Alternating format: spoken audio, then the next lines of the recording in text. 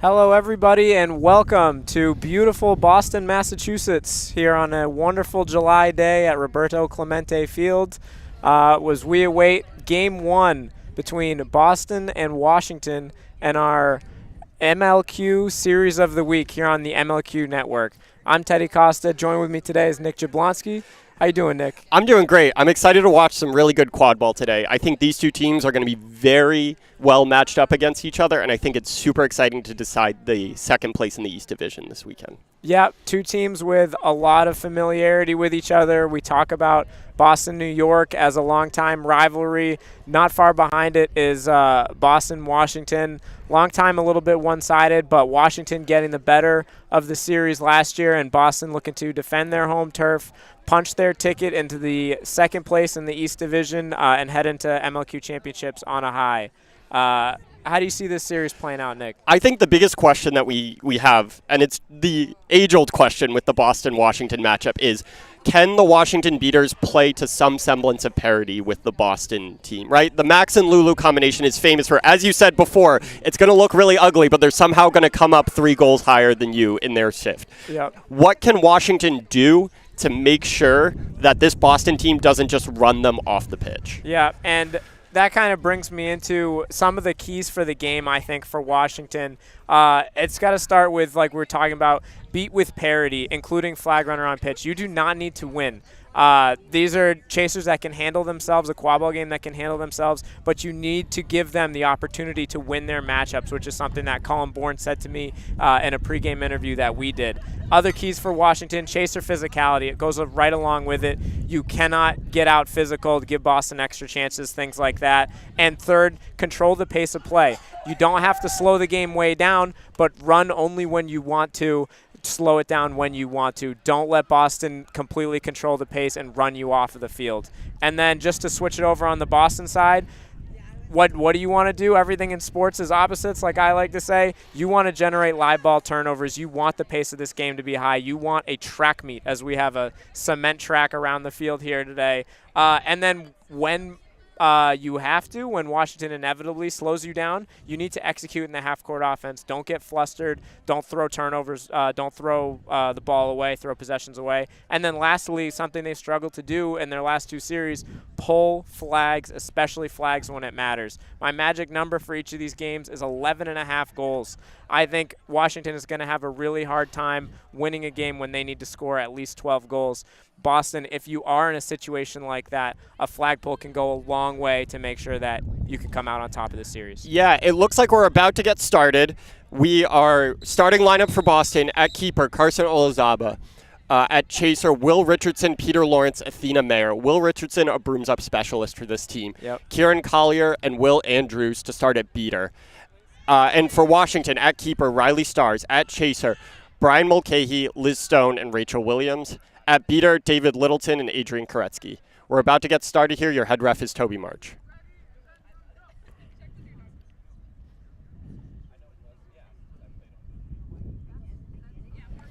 We're looking to get started here. Toby going through his cadence. And here is brooms up. And Richardson looks like to win the quad ball to start this game. It looks like control is debated, but to Boston. And Olazaba avoiding over and back call at half there. I guess it was first possession maybe, and that's why that's allowed. Either way, Boston getting set up. Yeah, I think it was possibly tipped by a Washington chaser. Ball over to Lawrence on the wing. Boston running their diamond set. They like to run through the back here. Richardson on still, even after winning. Back up to Mayer. Olazaba over here on the right side. Back up to Mayer.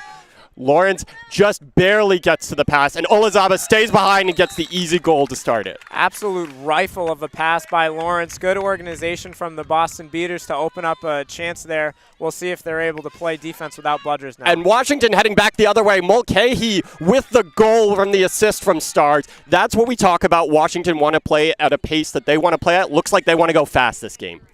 Yeah, at least right now, because their beaters are really causing a lot of chaos right now. Boston looking to just collect themselves, take a break, take a breath, and get settled. We have Zach Doyle in the game now. Usually plays on a line with Ian Skura. It looks like they're trying to mix it up a little bit here and figure out where it's going. Dillman in the game as well for Boston. Ball to Olazaba. They love to play through this back here in more of a box-shaped formation here. Washington coming out in a pseudo mark with like a float 2-2. Teddy, maybe you can keep an eye on that. Ball over to Doyle on the left side. Doyle looking back up top for Lawrence. The beaters of Boston do have control and are looking to work with it. That's a bad pass over there, and it results in a turnover to Washington. Great job by Washington's defense. Talked with Colin Bourne before the game. He said one of the things they're looking to do is mix it up against Boston. We talked about the need for Boston to be effective in the half court. In my opinion, if you're a team that can be flexible on defense, change things up, that buys you a lot of stops. It looks like it did there. We'll see how many other defenses they're able to whip out, because Colin said that's one of the things they emphasized was defensive flexibility in practice this week. Yes, absolutely. And Washington here with a bad pass of their own to force the turnover back to Olazaba. And the Boston Beaters looking to run here, create what looks like one dodgeball opportunity, and turn back over to Washington. A little messy here to start this game. Very messy, and a massive hit from a massive person in Peter Lawrence. Yeah, the ball is on the ground here, not possessed by anyone currently. Back in Boston's hands. Doyle over to Mayer. Mayer swatting to avoid the reset.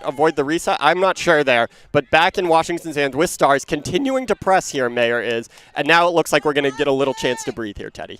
Never mind, Mulcahy driving in here, looking to take space. We love to see it. We're both big proponents of taking space, yes. But now back up to Stars, and now we get to breathe a little bit. Great job by Mulcahy there. Make the defense respect you. What a great play by Littleton there to force the 1.5, catch the dodgeball, and create this no dodgeball situation, which Mulcahy is a star in. A huge tackle by Lawrence there to stop it at the hoops. Liz Stone, Washington continuing to possess.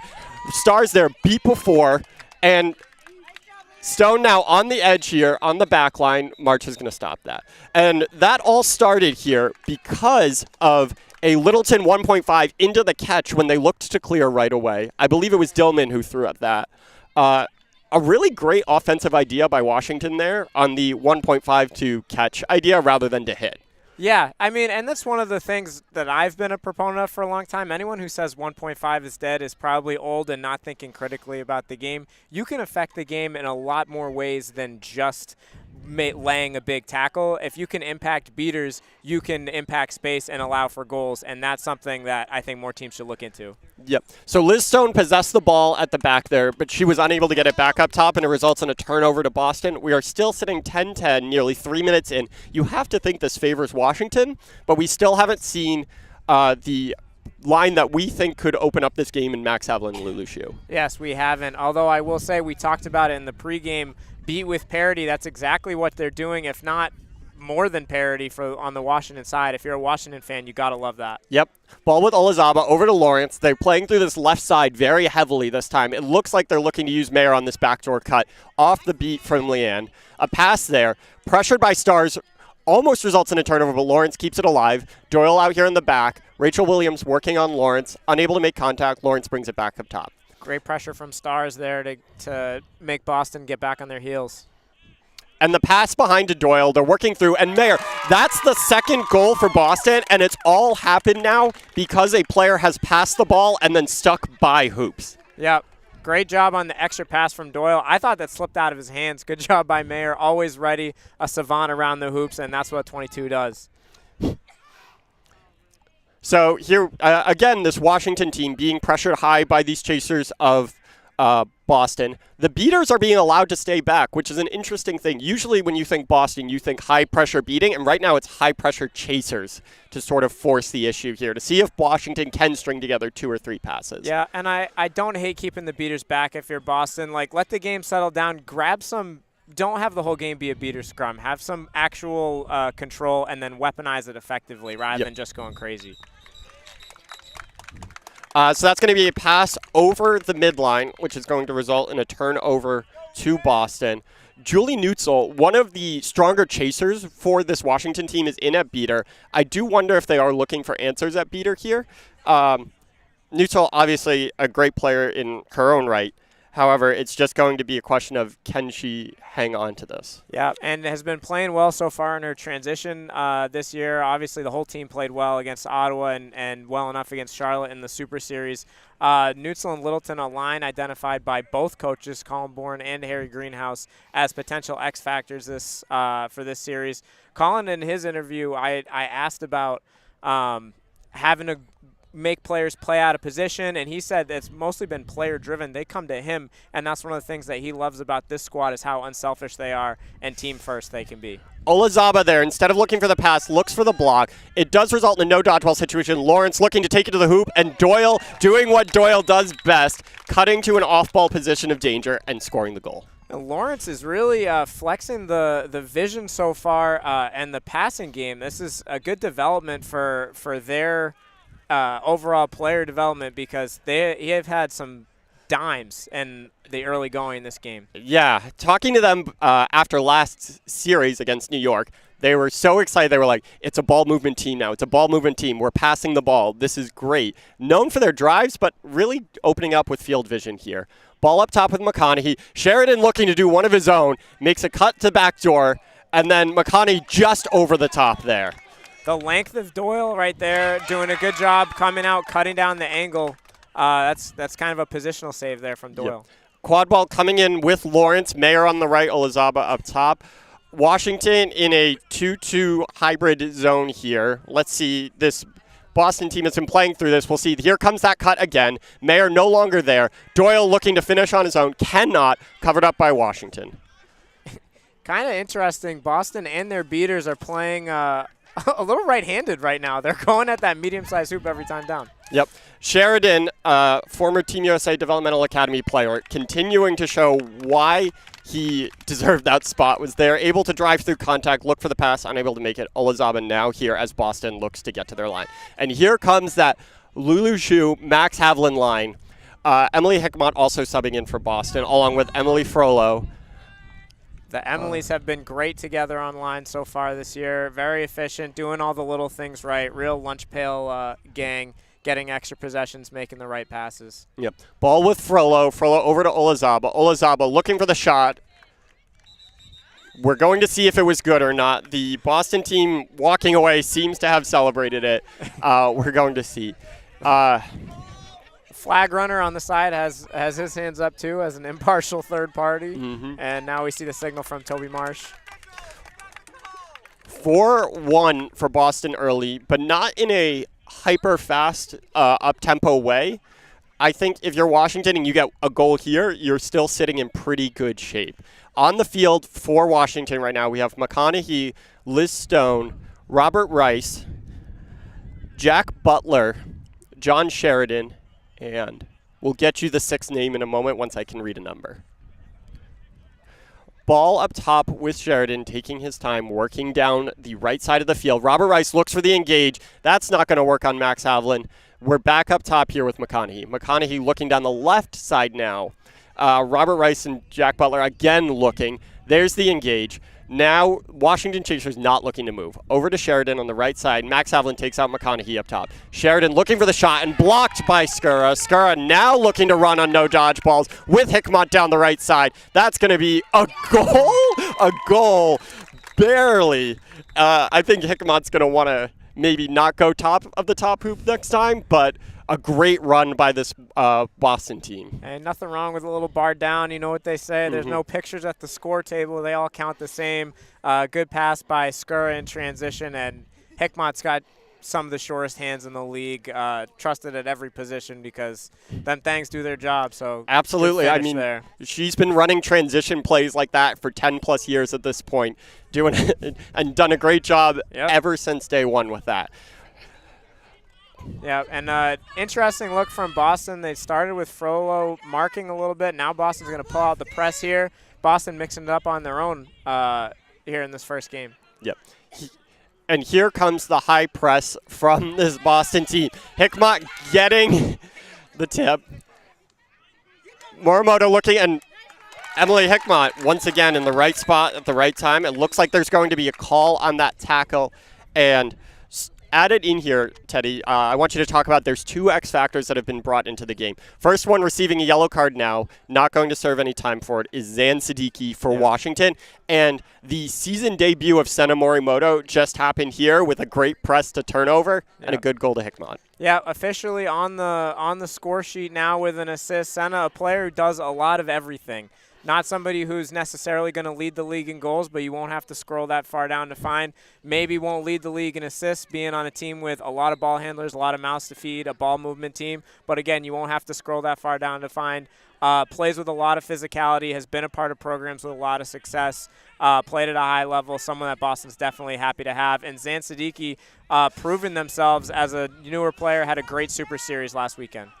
Yeah, and Havlin and Shu doing what they do best here, which is causing chaos, but it looks like Liz Stone is passing the ball up top. Senna Morimoto covers that. A great cover on the back line there by Morimoto to cause the turnover. Can you tell he grew up playing keeper in soccer, the way he covered that ball? A real sit down on the ground. And again running, and there's the assist to Frollo. 7-1 in favor of Boston. We got a hat trick from the Emily's right on cue. Good job, Ted, on that one. And Morimoto playing defense, moving the ball. That's exactly what they wanted to bring in. And now you got Washington timeout exactly when they unfortunately needed to take it.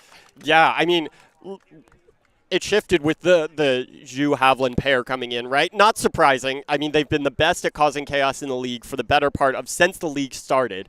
But they really allowed the Chasers to press up because they were so confident going against the Washington pair of Rice and Butler. Yeah, and the thing about that, too, is, right, it takes 2 to tango.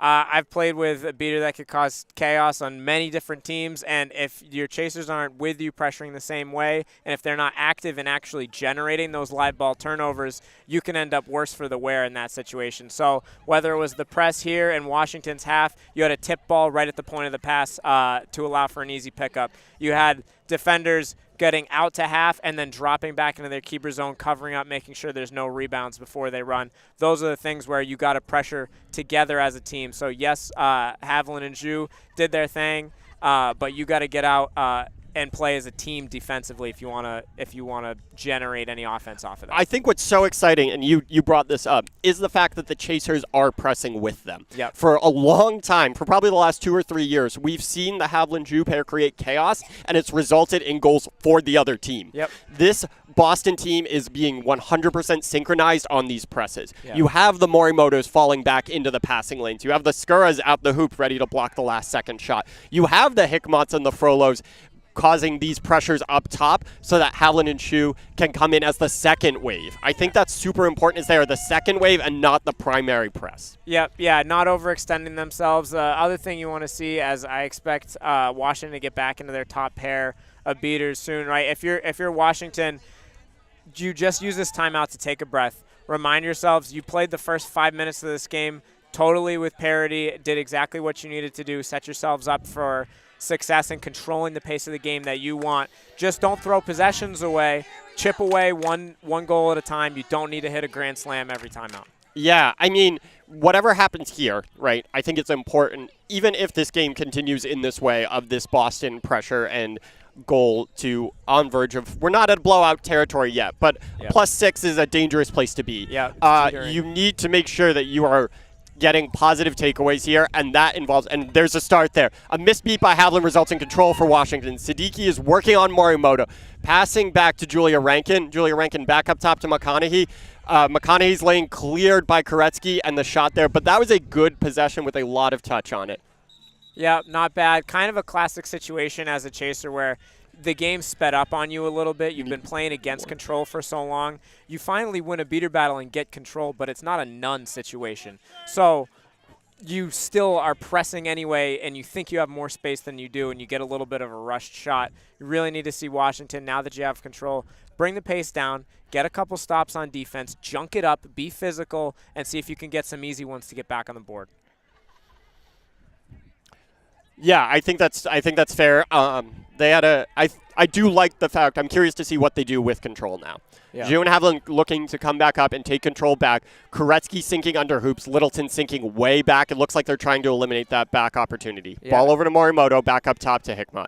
Ball on the right goes to Frollo. Frollo pressed by Siddiqui. Siddiqui comes off broom. Hikmat taking her space, passes up top to Morimoto, and then a blocked goal at the last second. McConaughey is here on the run. McConaughey ahead of everyone, including the camera, and a last-second block by Hikmat.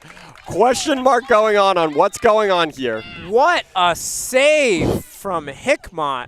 A good idea from McConaughey at the hoops to go for the wraparound situation. I wonder what Marsha's going to say. Here's another tip for players. Refs might not like this one. If you're Sana Morimoto and you're going for the dunk and you think you're beat first, don't drop it. Finish the dunk and say whoops, because dropping it out in front of hoops like that is what allows that to happen. Just say whoops. Like, you'd rather take a card there than a live ball turnover in the grand scheme of things. Of course you would say that there, Teddy, right? You've got a couple of blue cards yourself in those kind of situations from that. However, it looks like Hikmat is going to receive a card. We haven't seen the color. It looks like yellow. Potential reckless dislodgement scenario here. However, I mean, in that situation, this, I think, is a situation where you do take the card, right? Don't give Washington any momentum in this situation. Even though they're going to get the ball back right here, you're not letting them get out and push the pace when they want to push the pace. Yeah, I have absolutely – like, that's a situation where if you have to risk a card if you're Morimoto, do it. I think you could get away with saying, whoops, didn't know I was beat. Second situation, Hikmat, I don't even see what she did wrong. That play seems to happen a lot. Maybe we'll see if it's a point of emphasis for this ref crew. Just because it happens a lot doesn't mean that it's legal. So if they're going to emphasize it across this series, you got to learn to adjust. Either way, if you're Hikmat, you tried to make a play on the ball. Hoop ended up falling down. That's a foul that you're willing to take there. And good hustle all around. Great job by Siddiqui to force the issue. I love the hustle that they're playing with, maybe a little too much in their own defensive end, coming off broom to avoid to try to pressure a pass. But then they're still tagged in and were the first one up the field with that loose ball. A great job by Siddiqui on that play. Yeah, I think the one thing, regardless of the hustle side of things, Siddiqui, we'll get back to that point in a moment. Siddiqui here on the right side, Lulushu, the only player in between him and the goal, looking to score here. Frollo on the backside. Expect a shot here. Through, good goal. And that's what if you're Washington, this is what you're talking about. Chip away slowly, right? In that case, they pushed the pace a little bit, but they got the goal they were looking for here. Yeah, if you're in a situation you're down 6, especially early on in a game, in a series, or whatever, just win one possession at a time. That's all you can ever do anyway. Yep. Morimoto, I would not be surprised here if Morimoto has obvious goal-scoring opportunities here and love to see a 0 goal, as many assists as possible stat line coming out of this, right? When they're that easy, why not, right? That's a fantastic, unselfish play right there. Just make it easier. You don't have to take hit if you don't have to. The team scores the same way. So I love to see it from any team, no matter what. Yeah, maybe that's why he dropped the ball there, right? Regardless if it called a goal or not, he's looking for that 0 X He doesn't want to score. Yeah. Gavigan working on Morimoto, has no interest in taking that matchup. Passes the ball over to Siddiqui. No shift from the Boston defense yet. Morimoto out over top. Koretsky looking to engage on Haviland. Very interesting to see Morimoto not pushing. My style was always, if you get the green headband, they're not going to stop you, so go get them behind hoops. Yep. And Gavigan looking for a shot there on a set defense from the Boston Forge. Not necessarily the smartest move, and it looks like they're out here to run again. And who better than Ian Skura? Ian Skura looking on Gavigan, passes over to Frollo. Frollo with the grab over the Washington beater in Littleton to get the goal. The hands in traffic. And hey, listen, again, I feel like a genius. The Emily's going off right now. Great shift for them in this line. Yeah. Aaron McCready in now for Boston. We'll see if this changes up anything with what they're looking to do here. Max Haviland staying in the game. Yeah, and we've seen the Boston beater depth has been one of their strengths all year. McCready's played great minutes for them in their series so far. So just a real embarrassment of riches at that position. We'll see if Washington can hang. Yep. Ball with Rachel Williams up top. Haviland, Koretsky look to trade. Looks like a one trade by Haviland allows McCready to press. Williams beat. Morimoto with the floated pass to Skura. No one in between, and that's another goal. I mean, if you're if you're Washington, you cannot be giving up. You talked about Boston with live ball turnovers. Yeah. You can't be giving up these live ball turnovers here. Yeah, Boston is checking all the boxes right now. They're executing. They haven't really been executing the half-court offense, but they've been generating enough live ball turnovers that they don't have to. They're getting out and running. If you're Washington, you got to control possession. Simplify the game, right? Don't leave your beaters out on an island where they are at risk of losing exchange after exchange. Yep. Ball up top, over to Gaffigan on the left side. McCready looks to press. A blocked beat results in a pass to Rachel Williams. Rachel Williams blocked by Ethan Dillon at the hoops.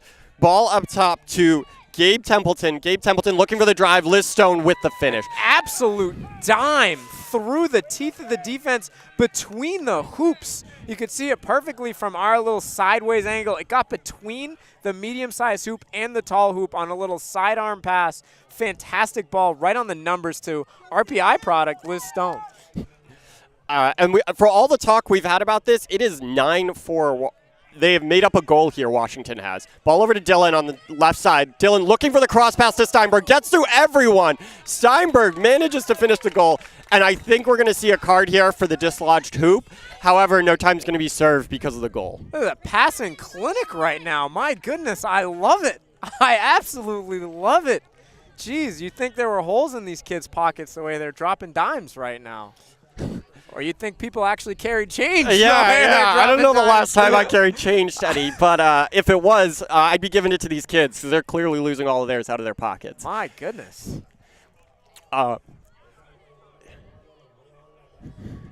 If you're Washington here, you're giving up transition opportunities, and this line that's on the field right now for Boston is a younger line, and typically you don't see a lot of half-court production out of the younger lines of Boston. So if you're Washington, I think if you're going to turn the ball over, you have to turn the ball over in such a way that forces this Boston team into a half-court. You can, right, so that's the thing is like, the difference between a live ball, every possession has to end sometime. You hope it's a goal, right? But a missed shot doesn't usually kill you unless it's right at a keeper or somebody at the hoops. And turnovers out in the back line don't kill you either. So you got to just avoid those so that way you're not in a track meet. Yep, and ball turned over again at speed. Steinberg with the ball. Magner on his right. A tip by Liz Stone to slow down the fast break. Ball over to Anna Louisa Nicolay. And a blocked shot at the last second results in a turnover potentially, but it looks like we're waiting on a call here. Good hustle by Washington to get back in transition there. Always a lot of fight out of this squad, a team that's always willing to be physical and really grit it out, do the little things to try to limit extra possessions. Yes. On the field right now for Washington at keeper is Gabe Templeton, John Gaffigan at chaser, alongside Rachel Williams and Liz Stone. At beater, Julie Nutzel and Colin Bourne. On the field for Boston, we have Tom DeMuth and Aaron McCready in at beater. Magner, Anna Louisa Nicolay, and Ethan Dillon in at chaser, alongside Andrew Steinberg at keeper. So some sort of the depth for both teams here as we get to 10, 11 minutes, but that's MLQ, right? You have to be able to play 2.5 to 3.5 lines deep, preferably 3.5, but these teams both are trying to figure out how they're going to get through this long series. Yeah. Interested to see if you get kind of a hockey situation where you try to attack the depth with your first line and then piece it together for the rest of the rotation. If you're Washington right now, you've had some success the last two possessions. You'll see how it plays out. But I wouldn't be surprised if they try to get the Mulcahy line back in there early before Boston can switch into their first line and try to make up some of the difference. Boston sitting in a 2-2 now. Apologies on the score. We had it wrong on the table. We're trying to pull a little bit of double duty here today. The ball is over to Gaffigan. Gaffigan's shot a little low and to the right. Gaffigan, famous for shooting, but not while being contacted. Yeah, but this is a situation that doesn't kill you. Right now you have a defense set. That's fine. Like, I never you coached me. You know that I never saw a shot I didn't like. As long as they don't hit people in the hands, it doesn't usually kill you. Magner driving, ball back to Dillon. They're loving this back corner for the Boston Forge. With a goal back there from Dillon, I mean, even when you don't put them in a full transition look, this team is passing the ball and moving the ball super cleanly. is awesome. I don't know. It feels like the opposite of every bad weather game I've ever seen, where people are like, oh, it's windy, it's wet, that's why we can't throw passes. Right now, it's perfect weather, and we got an air raid going on both sides. I mean, you and I both offense-first-minded people. We love to see it. Yeah, and it's interesting, too. You talk about Boston going around the back. If you had a heat map, they are abusing that right side with passes and drives. Yeah, and Mulcahy looking to drive, forces another transition opportunity. Dylan coming, Steinberg streaking down the right side. Easy goal for Boston. Yeah, Boston getting everything that they want right now. They're getting up together. They're getting back together. They're really executing at a very high level right now in an impressive way, setting a tone here early in game one. Control with Washington. Mulcahy bringing the ball up. Riley Stars in. This is the first time we've seen Mulcahy and Stars play together. 2 veteran players for this Washington team. Let's see how this works out. Yeah. Ball up top to Stars. Stars looking to pass to the right. Looks like that's over to Julia Rankin. Julia Rankin, another veteran player for this Washington team. Ball up top to Stars. Stars looking to work on Magner. Magner playing the point right now. Rankin taking the ball behind. Magner cleared out by Rice. Brian Mulcahy up top. Sort of in a pseudo-reverse of what Boston's been doing, but Steinberg is there to cover it up. DeMuth with the beat on Stars allows... No, Magner tips the ball over, so that is allowed to happen. Mulcahy with possession, keeping possession for Washington. Passing the ball over, Stars getting back in the play. With a drive here, looking for the pass, and Skura catching that off the last second tip. What is Steinberg ball hold, doing? whoa. Very odd situation by the keeper zone line right there. Steinberg in the green headband, doesn't pick the ball up while it's in the zone, probably with fear of getting forced out by a beater, but then the ball rolls out and he gets beat anyway. A beat there. Frollo kind of left out a little bit of an island there on the sub. It was very similar to a hockey. We talked about hockey earlier in this situation of dumping the ball into the offensive zone so that you can get a chance. Yeah. Lulu Shu recovering the ball in with DeMuth for the first time. The Washington dodgeball is behind hoops, allowing for a free pressure here. Hickmott in, DeMuth hitting everything. Hickmott maybe to Morimoto on the reverse. Great play by Stars to keep the feet moving with the hands up right there. If you're Hickmott at some point, the way that Stars is showing you his chest, you probably got to just keep faking that, and then be cheeky and throw it through the medium-sized hoop. But really good job doing 2 things at once from Stars.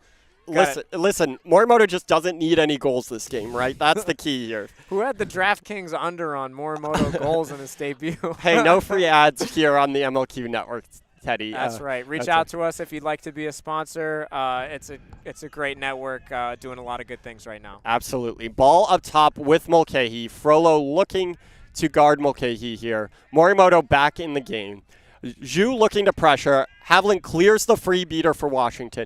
Jack Butler with the lone dodgeball on the trade here. Havlin looking to rush with Rice back here. Results in a dodgeball turnover while Boston pushes the quad ball turnover. Morimoto with the ball up top. Shu and Havlin without control, looking to work on Butler, a little isolated, but Rice manages to clear. Yeah, we'll see Washington trying to weaponize their control a little bit right now. Speed up Boston, get them out of their comfort zone. Yep, and right on cue here, out of their comfort zone. He's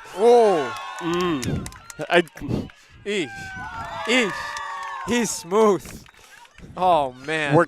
We're gonna see some discussion here. There's probably the discussion here has resulted in was Hickmott beat before she made contact with the ball. You can't be in motion if you don't have the ball. But what we love to see there is an Ian Skura dodge and an Ian Skura in the open field. Jeez, yeah. What you love to see if you're on his team, what you'd hate to wake up to, an absolute nightmare if you're a defender. And he's just smooth with it. He doesn't celebrate either. Just kind of puts it through and is ho-hum. But I mean, when you score as often as he does, right? Not everyone can be special, Teddy. I never. Got you tired didn't. Of it. You didn't. I never got tired of it. But hey, that's Ian. He's different. There's a card here on Skura. I'm not sure what the card is for. Playing after beat question. I mean, it's possible. That jump dodge looked clean to us from over here, but we're not right there. Right. Yeah. It's hard to see from here. Toby Marsh and his crew, a lot of veterans of reffing.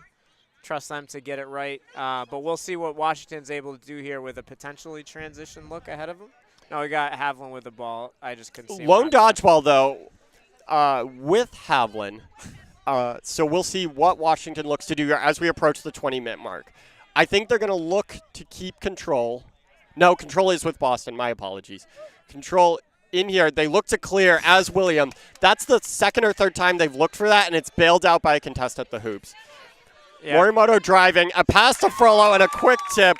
The Morimoto to Emily connection this game is letting Boston run away with this. Yeah, no, doing a great job in transition, making easy reads, and the rest of the players filling lanes, being in the right spot, right time, and really good hands.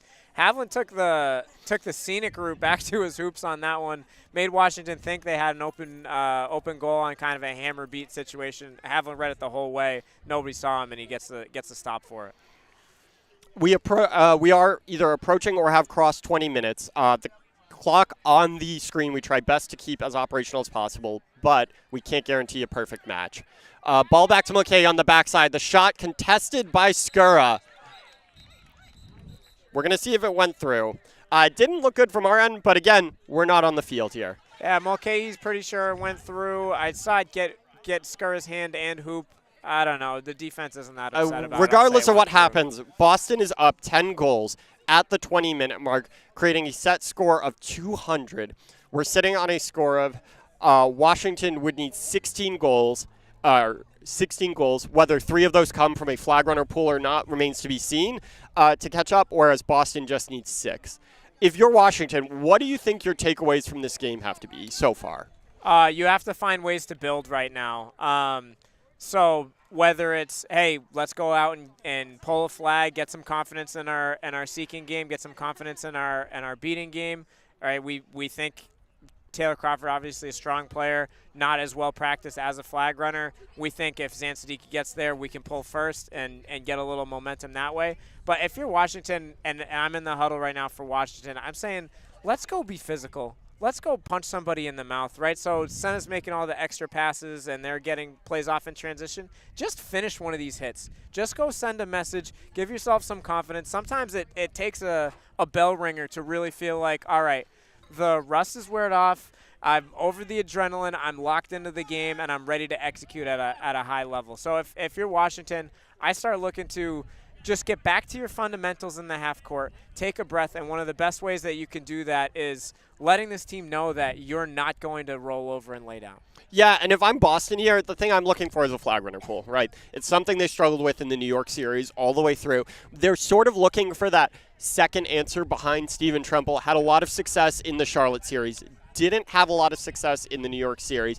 Yeah. Whether they can get Tremble back on track or find a second option here, I think is a great use of the time left in this game. Yeah, and I think that would make you feel good. That's kind of the last box to check if you're Boston in terms of keys to the game. I wouldn't be surprised if in a 10-goal game they decide, hey, let's just keep the bludgers let's just keep the dodgeballs in the quad ball game and get 6 goals that way. Obviously, it's working for us so far. Mm-hmm. But that would be a matter of personal preference for them. It wouldn't necessarily mean one thing or the other about how they're playing. Yes. On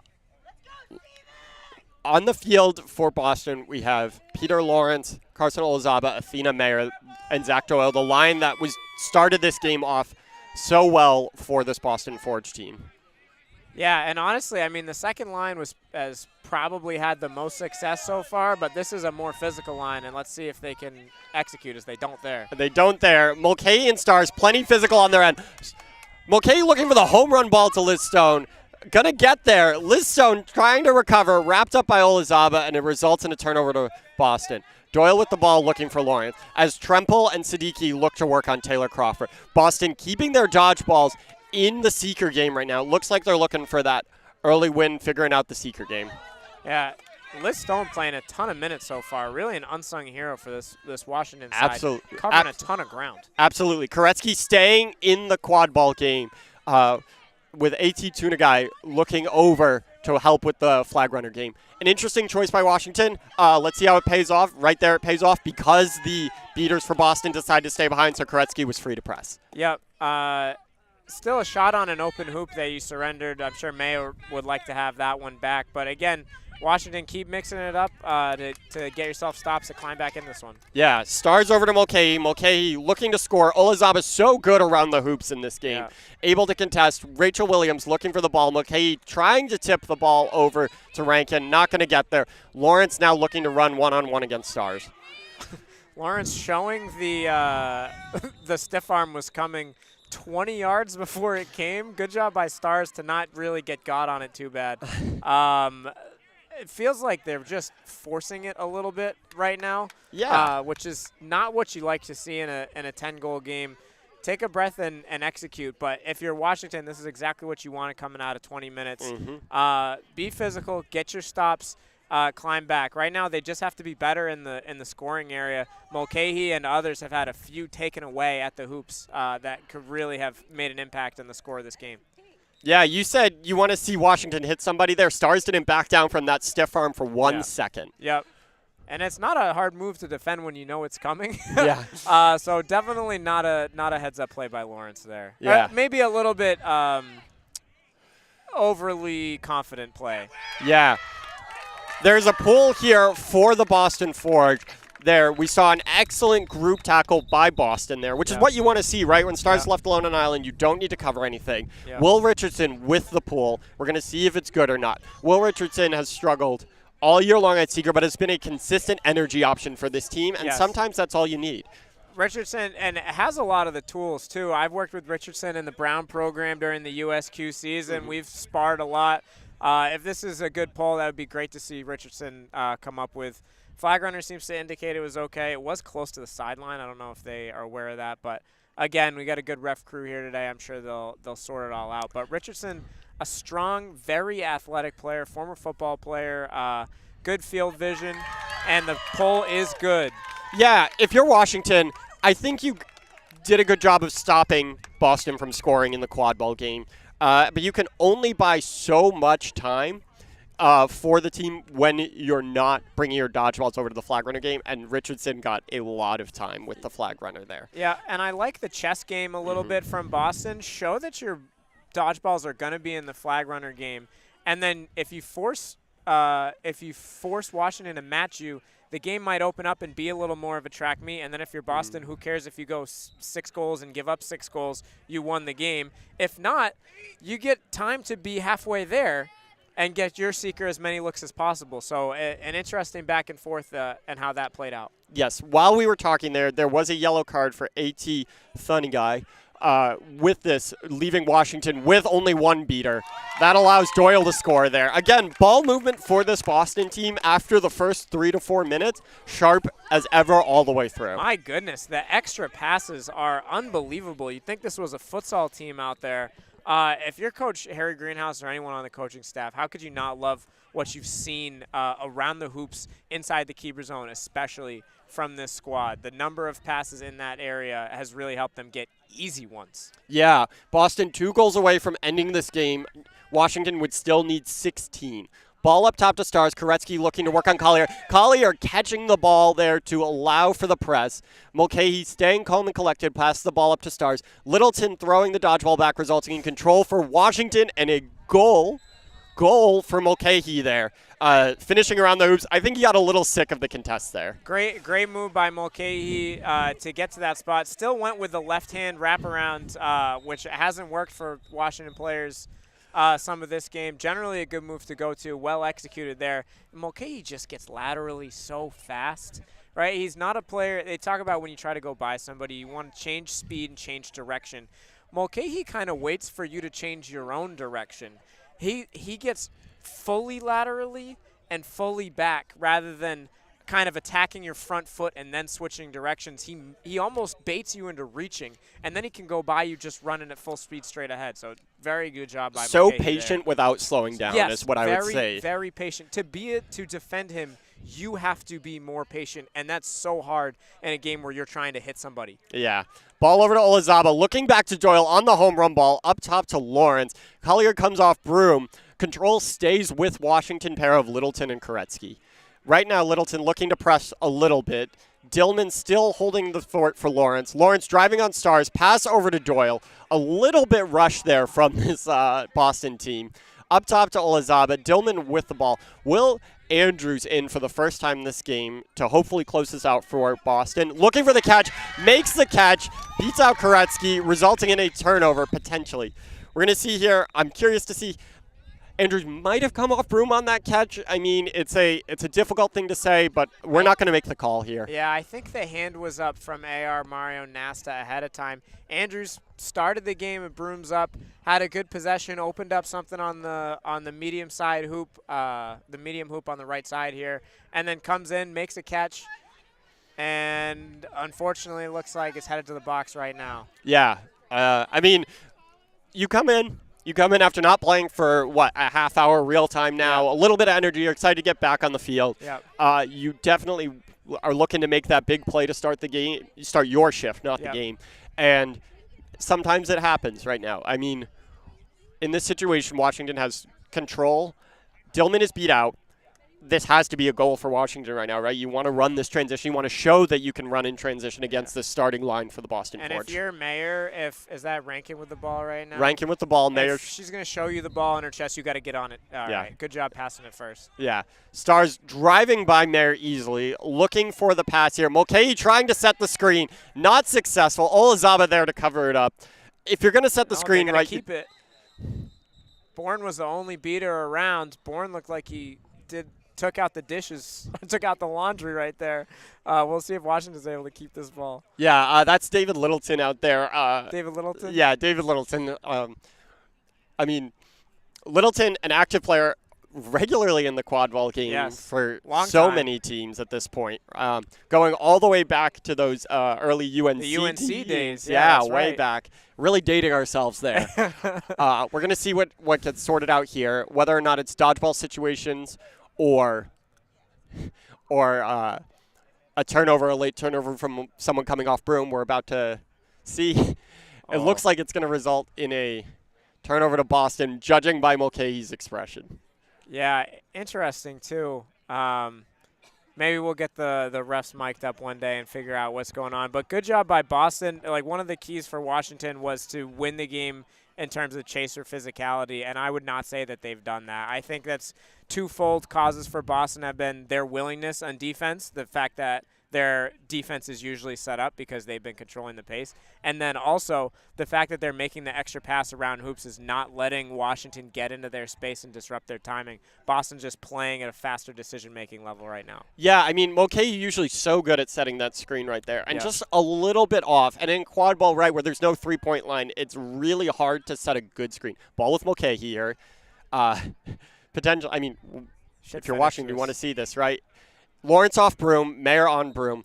Only one in between. Neck contact there from Mayer. We're going to have another stoppage here, even though this is a pile-up for Boston. Good hustle there by Mayer. Interesting from Mulcahy to not just flick it through before Mayer could get into his body.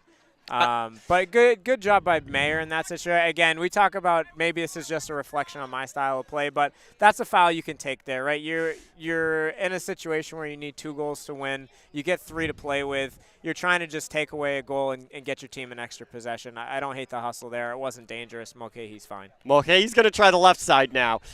A lot of players in their way right now. Let's see what happens here. Littleton with a throwback and attempt. Mulcahy able to get that ball through. Oh, my gosh. I didn't see an angle there. Certainly not. Hey, listen, sometimes you if you get to the goal, good things happen, whether that's just getting a good call sometimes. But way to force the issue there by Mulcahy. Yeah. Ball covered up by Washington Chaser in the back. Elizabeth McFarland Porter, I believe, there. We don't have a number right yet. But a good cleanup there. I mean, you get a goal, you get a stop, right? You start breaking up that cross pass that Boston has been using so effectively all game. Yep. Yeah. Will Andrews back in the game here, immediately regains control for the Forge. Yep. Andrews, a really good player. The Michigan product has been doing a lot of good things in their limited minutes in this game.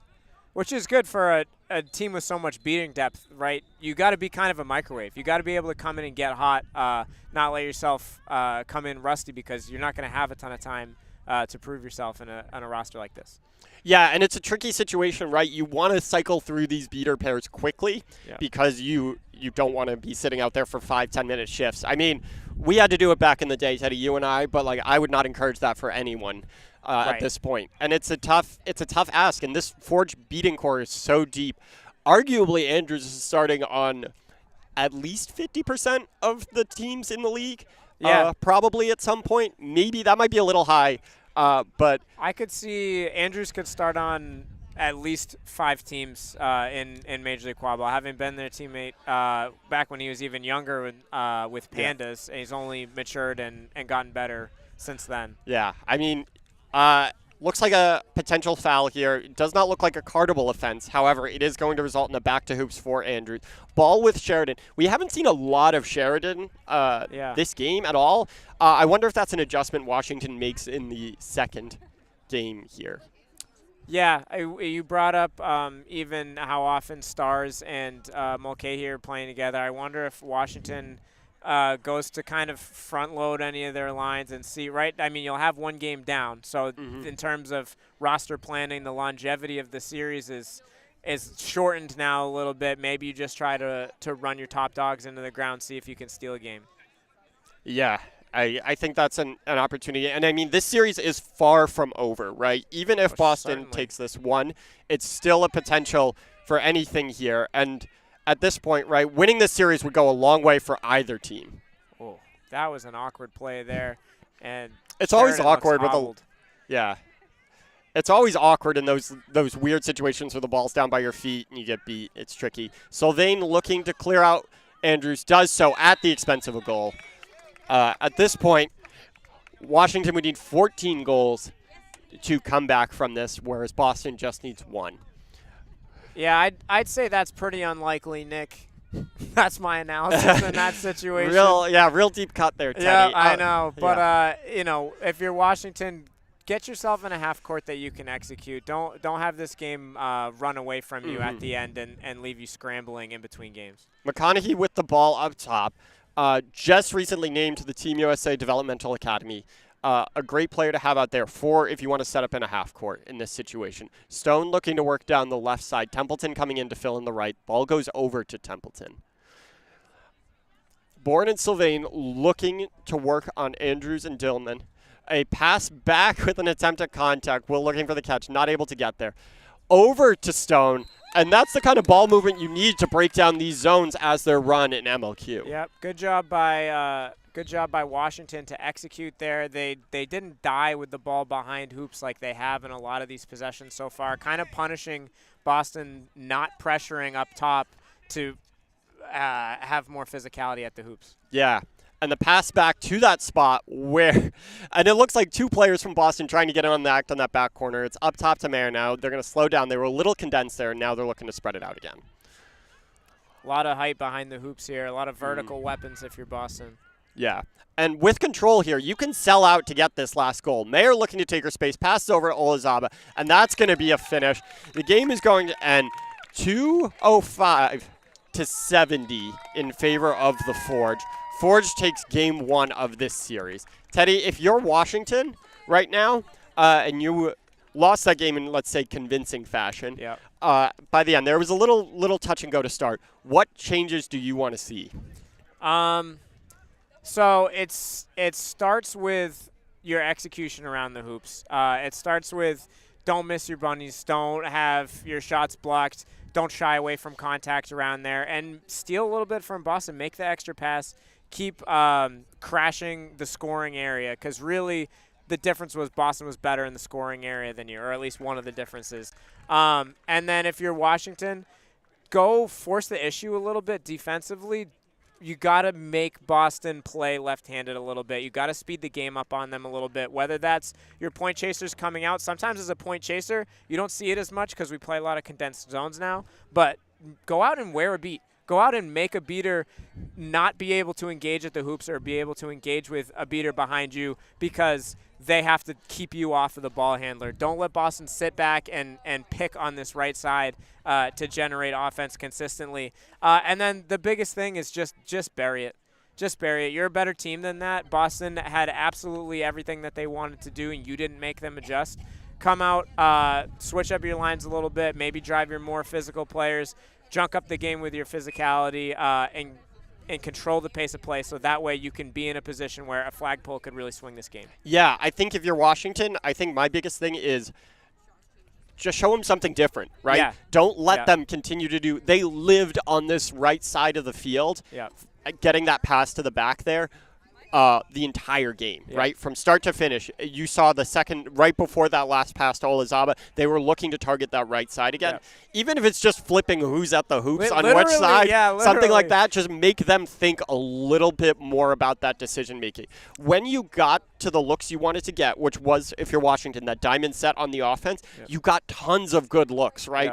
I think it's just going to be about whatever happens here, right? Whether it's fast or slow, you get to it. You need to get to that moving diamond set right now against this Boston defense. That's going to be difficult, though, with the pressing. I mean, what was it? That the Frollo, Hikmat, Morimoto line played all of basically none of the last 15 minutes. So I'm curious to see what that's the case. I think also if you're Washington up top on the press here, your beaters have to be aware of that rather than trying to go and force the issue down low and trade with the beaters. Maybe just tap out one of those chasers early to prevent that force press. That's a good point. I was thinking we talk about your chasers and beaters playing together defensively. Offensively, your chasers can help your beaters with where they keep the ball if your beaters are willing to play ball. I think you ended up with a lot of situations where Washington was taking exchanges over their head because they were out on an island, right? So go find somewhere where you can see the whole field. Let your beaters win a 2-on-1 or have parity at least, and not have to be 1-on-2 and making things all on their own while your chasers are out getting pressured. Yeah. Game 2 is set to start right now around 7:20. We'll be back a little bit before then to just talk about, see if we see any changes, maybe anything. We're going to potentially try to get an interview. We may or may not because the series got a little bit compressed by a late start. But we will, at the very least, be back with Game 2 right at 7:20.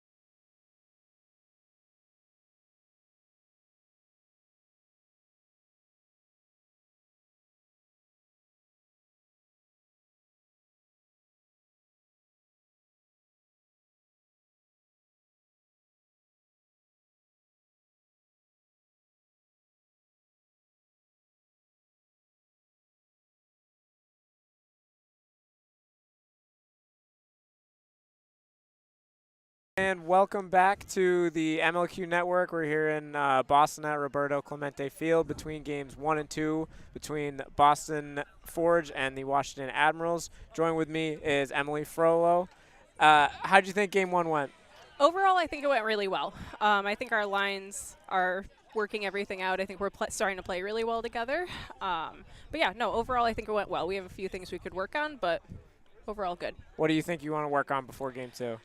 I think we sometimes get ahead of ourselves a little bit and try to go too fast, and we need to figure out when to run and when to slow things down a little bit. I think that's one of our biggest issues. Yeah, nice. And your line did a great job of controlling the pace of play. First question, how do you like, this is Sena Morimoto's debut. How did you like playing with him? How have you adjusted to being on a line with him? Yeah, no, I love playing with Sena. Running is my ideal way of playing this sport, so being able to just run and fast break and not set up in a half court is ideal. So no, it's been a ton of fun playing with him. I think he's fit in with our line great, and it's been a ton of fun. That's awesome. And we talked about breaking out the press a little bit. Is that something you guys wanted to plan on doing, or did you plan on mixing in other defenses, or did it just kind of happen naturally? I think in a lot of ways it just kind of happened naturally. We just saw where we could take opportunities, and we went for it. Nice. Awesome. Thank you so much for the time, and good luck here in Game 2. For those of you watching at home, Game 2 will start at 7:20, so don't touch that dial. All right, thanks, guys.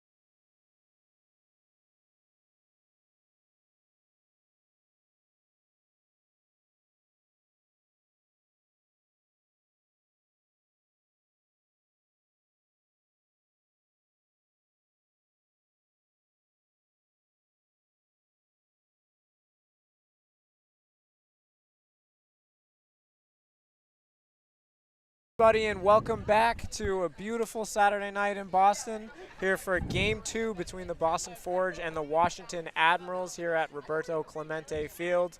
We got a great atmosphere tonight. We had a great Game 1. We're going to throw it to the field pretty quickly, but Nick, what did you see out of Game 1? I mean, we saw a Boston team that looked comfortable, right? There was a lot of pace of play there. They were able to press freely. And I think that what we saw from Washington is kind of, not to make a pun, but getting their sea legs under them, right? Yeah.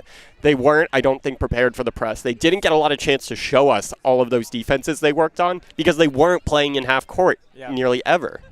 Yeah, and that's the biggest thing you need from Washington. It starts with playing with beater parity so that your chasers can be physical, so that you can be in control of the pace of the game instead of letting the pace control you. We'll see if they're able to change that on the execution side here for Game 2.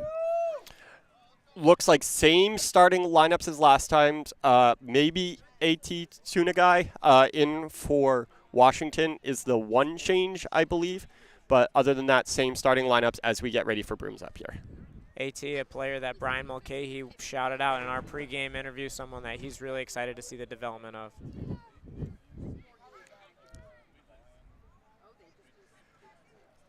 It looks like we're actually going to see a card here for the Admiral beaters who moved. Let the kids play. We're going to see. It's the swap after Brooms down call potentially here. It looks like they're just going to restart the cadence. Yeah, I don't proclaim to be a rules expert, but that should be allowed. Let the strategy kids be up to the last second, let right? Let the kids be strategic. Yeah.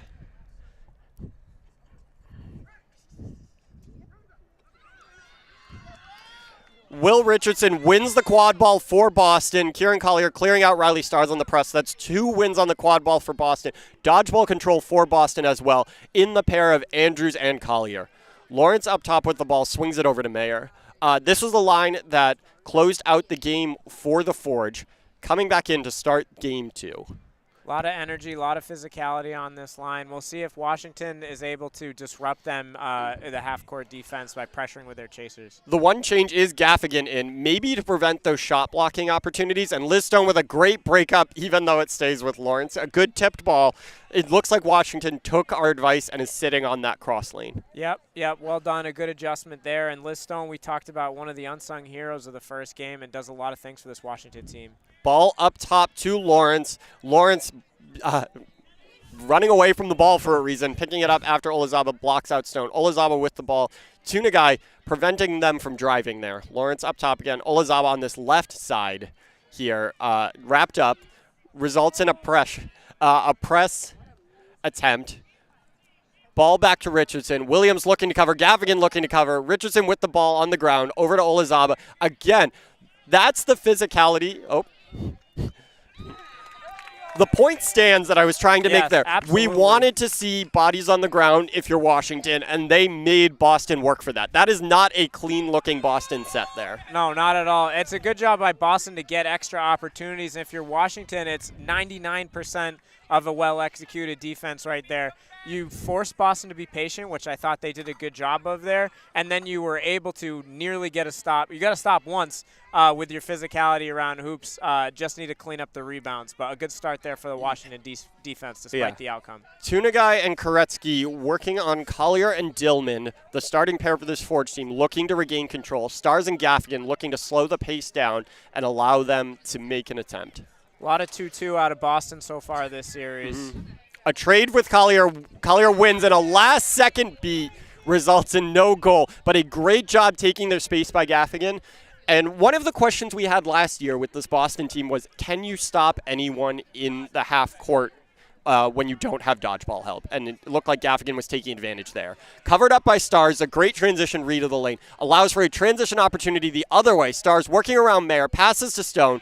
A beat by Dillman is missed, but Stone bobbles the ball. Yeah, a couple of hectic-looking possessions right there. We talked to Emily Frollo between games. She said one of the things she wants Boston to clean up is pushing when it's not actually there. And you can see Mayer ball handling right now, signaling, hey, everyone, take a breath. Let's get into our sets. Yep, and Zach Doyle back in the game was so pivotal for this team when it came down to ball movement. A cross pass to to two Boston players. Dillman and Olazaba gets tipped, but it results in this turnover. That I don't think will be called, and I don't think it should be called because Olazaba forced the Washington player back through the hoop there. And if you're Olazaba, you just got to go over them. A weird play all around. Great setup. Almost well executed right there. You had Dillman with the ball about to beat out a hoops defender, and Olazaba wide open ready to put the ball through, and the ball hit Dillman and kind of broke the possession there. Good job by Washington to cover it up. Ball over to Williams. Williams helped out by Neutzel and Bourne. A quick shift into Colin Bourne, which was not what we saw last time. Over to Templeton on the far side. Up top to Rankin in an attempt to corral it. Gaffigan being held and being forced over the line, attempting to stop it, results in the turnover. Doyle running down the left side for Mayer. Mayer wrapped up over to Olazaba, and that's what you love to see about Athena Mayer. Athena Mayer, even when taking hits, is able to pass the ball so well. That was unbelievable, and I've known Athena Mayer for a long time, has always been an incredibly tough player, but she's stared that contact in the face and had her mechanics right to deliver an absolute dime in transition. Now here comes that patented Boston press. Being led by the pair of Collier and Dillman allows for the turnover with a huge hit from Mayer. Lawrence now showing us that they can be physical too, going through everyone. And a great jump cut past the first defender there, much better than the cocky look last game where they're just showing the stiff arm 20 yards early.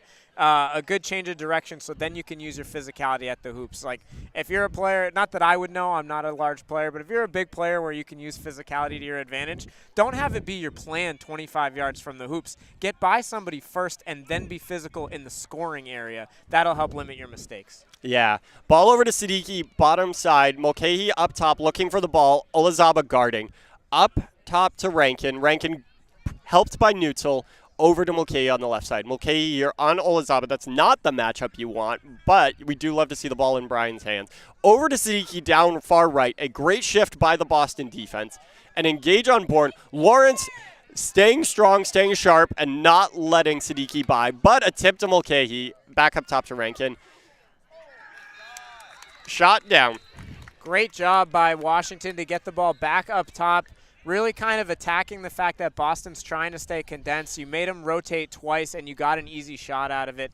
That's what you need to see more from if you're Washington. If you're not going to win the physicality matchup, if you're not going to be putting people through hoops on either end, you need to create open looks somehow. And I really think switching the ball back and forth on sides of the hoops multiple times will put this more conservative hoops defense from Boston in rotation. We are now back into the Boston line that broke things open. Morimoto, Frollo, Hickmott, Havlin, and Zhu in along with Doyle. This is the group that really opened up the game. Yeah, Morimoto going around a tackle there. I mean, Siddiqui did sell out there. I mean, last game, Morimoto broke you open with assisted passes, right? At that point, you just have to stay solid and square and don't let him get into dangerous positions, because if the rest of the team can play off of Morimoto, they can guard those passing options. Yeah, right. You don't want to overextend. You don't want to reach, right? The classic you reach, I teach type of situation. I do like what Siddiqui's trying to do in terms of speed up the decision making. Don't let this line that clicked so well in the first game just surgically pick you apart, because they got a lot of good passers, people with good vision on this team that will do it, and they have Havlin, who was basically untouchable in the first game. Ball behind to Doyle. Easy goal. I mean, Doyle in that back corner, it's unless there's a beater there, and even if there's a beater there, you can basically write down the goal in Sharpie. Doyle is one of the unsung weapons on this Boston team and has been for a while. Absolute assassin around the hoops, one of the best players in the league, up there with the likes of Lindsey Morella, if you ask me, in terms of finishing around the hoops. So much so that New York sold out to take him out the last two seasons to 2 series wins, so it worked. But just a great player in that spot. Ball over to Lipinski. Lipinski here working down the right side. Jack Butler, Robert Rice in front. Ball behind to Rankin. Over to Siddiqui in a dangerous position. Lulushu misses the beat. Back up top to Lipinski. Siddiqui cutting down the backside if she can find him. Mulcahy here with the green headband. Havlin clearing it out. We'll see what happens. It looks like a continual play, but it looks like we may see a stop here. No. Morimoto out in transition. This was where he was so dangerous. Mulcahy in front of him. Morimoto wants no part of it. Yeah, heads up play by Morimoto. Got to know your matchups. Oh. You know, I always think that Max has just, hit the peak, right? Max Havlin has hit the peak. I don't think I've ever seen a jump spike fake out of him into a catch. And that's what happened there, and that resulted in that goal. Unbelievable. I also like Boston still looking for the extra pass around hoops. That one was an extra pass. It just went through the top hoop to get there. Mm-hmm. That's something you see in drills, but well executed there by a team that's clicking on all cylinders right now. And if you're Washington, you got to get one here. Stem the bleeding. I like that they're playing with their beater to try to not put him on an island. Yep. And McConaughey up top with Mulcahy on the left side. McConaughey able to drive, looking for the pass. Lipinski there. Shu is going to cover this up, though. I don't know if we're going to see what happens here. I'm on the let the kids play front there. I don't think Listone pushed at all. I think if anything that was a body block. And if you are the player who is blocking out the ball like that, right? You got to be strong. You can't just flop for the foul. I'm not saying Skura flopped there, but it is a tough situation there if you're the ref crew. Yeah, interesting. And obviously everyone knows my bias, so I'm not going to act like mightier than thou. But it was interesting because again, I'm a guy that gets a lot of cards. It feels to me like you got to make a move around a player with position rather than go through them in that situation. Skura is not the type of player to flop, so. No, I'm not saying. I know you didn't say that, but that's to me signals it even more. Yeah, I think in general in that situation it was just an unfortunate series of events. I don't think Listone was trying to blow up Skura there. No, at all. Fantastic hustle by Stone, and like we have said all series, Stone is playing a ton of minutes and absolutely doing everything that they can to keep possessions alive, get stops, and help make winning plays. And sometimes when you do that, you get a foul. No big deal. Morimoto is looking to slow this game down. I would too with Mulcahy, McConaughey, Robert Rice with a dodgeball back, and Lipinski. No need to go 4-on-1. Yep. But that just gives an opportunity to put Havlin and Shu in the half court where they are so strong. Frollo with the ball, down to Morimoto, over to Hickmott, not in a scoring position yet. The beat comes in. I will assume this is a turnover. Yes. Good job by Frollo to get to that ball. Again, do whatever you can to limit opportunities for the other team to go run. So even if you think that's probably coming back, go play to the whistle, have the ref tell you to give it back, and limit the chance for a goal for the other side. And good discipline by Washington there to not overcommit to any of the non-threatening scoring opportunities. Yeah, and we'll see if Washington is willing to go interact with an exchange this time, because we talk about their quad ball positioning helping them out.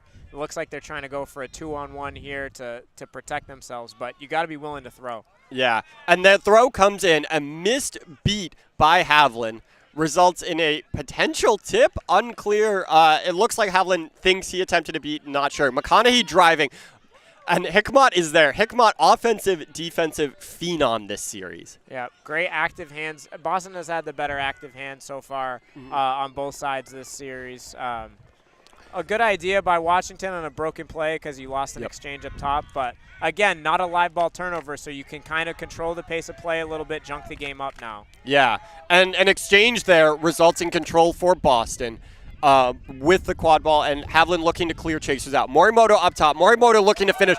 Morimoto finally gets on the board. Was on the board in assists already. Now has a goal to his name. Yeah, first goal of the season for Morimoto. Welcome to Boston. The crowd loves it here, as that first goal is a poster.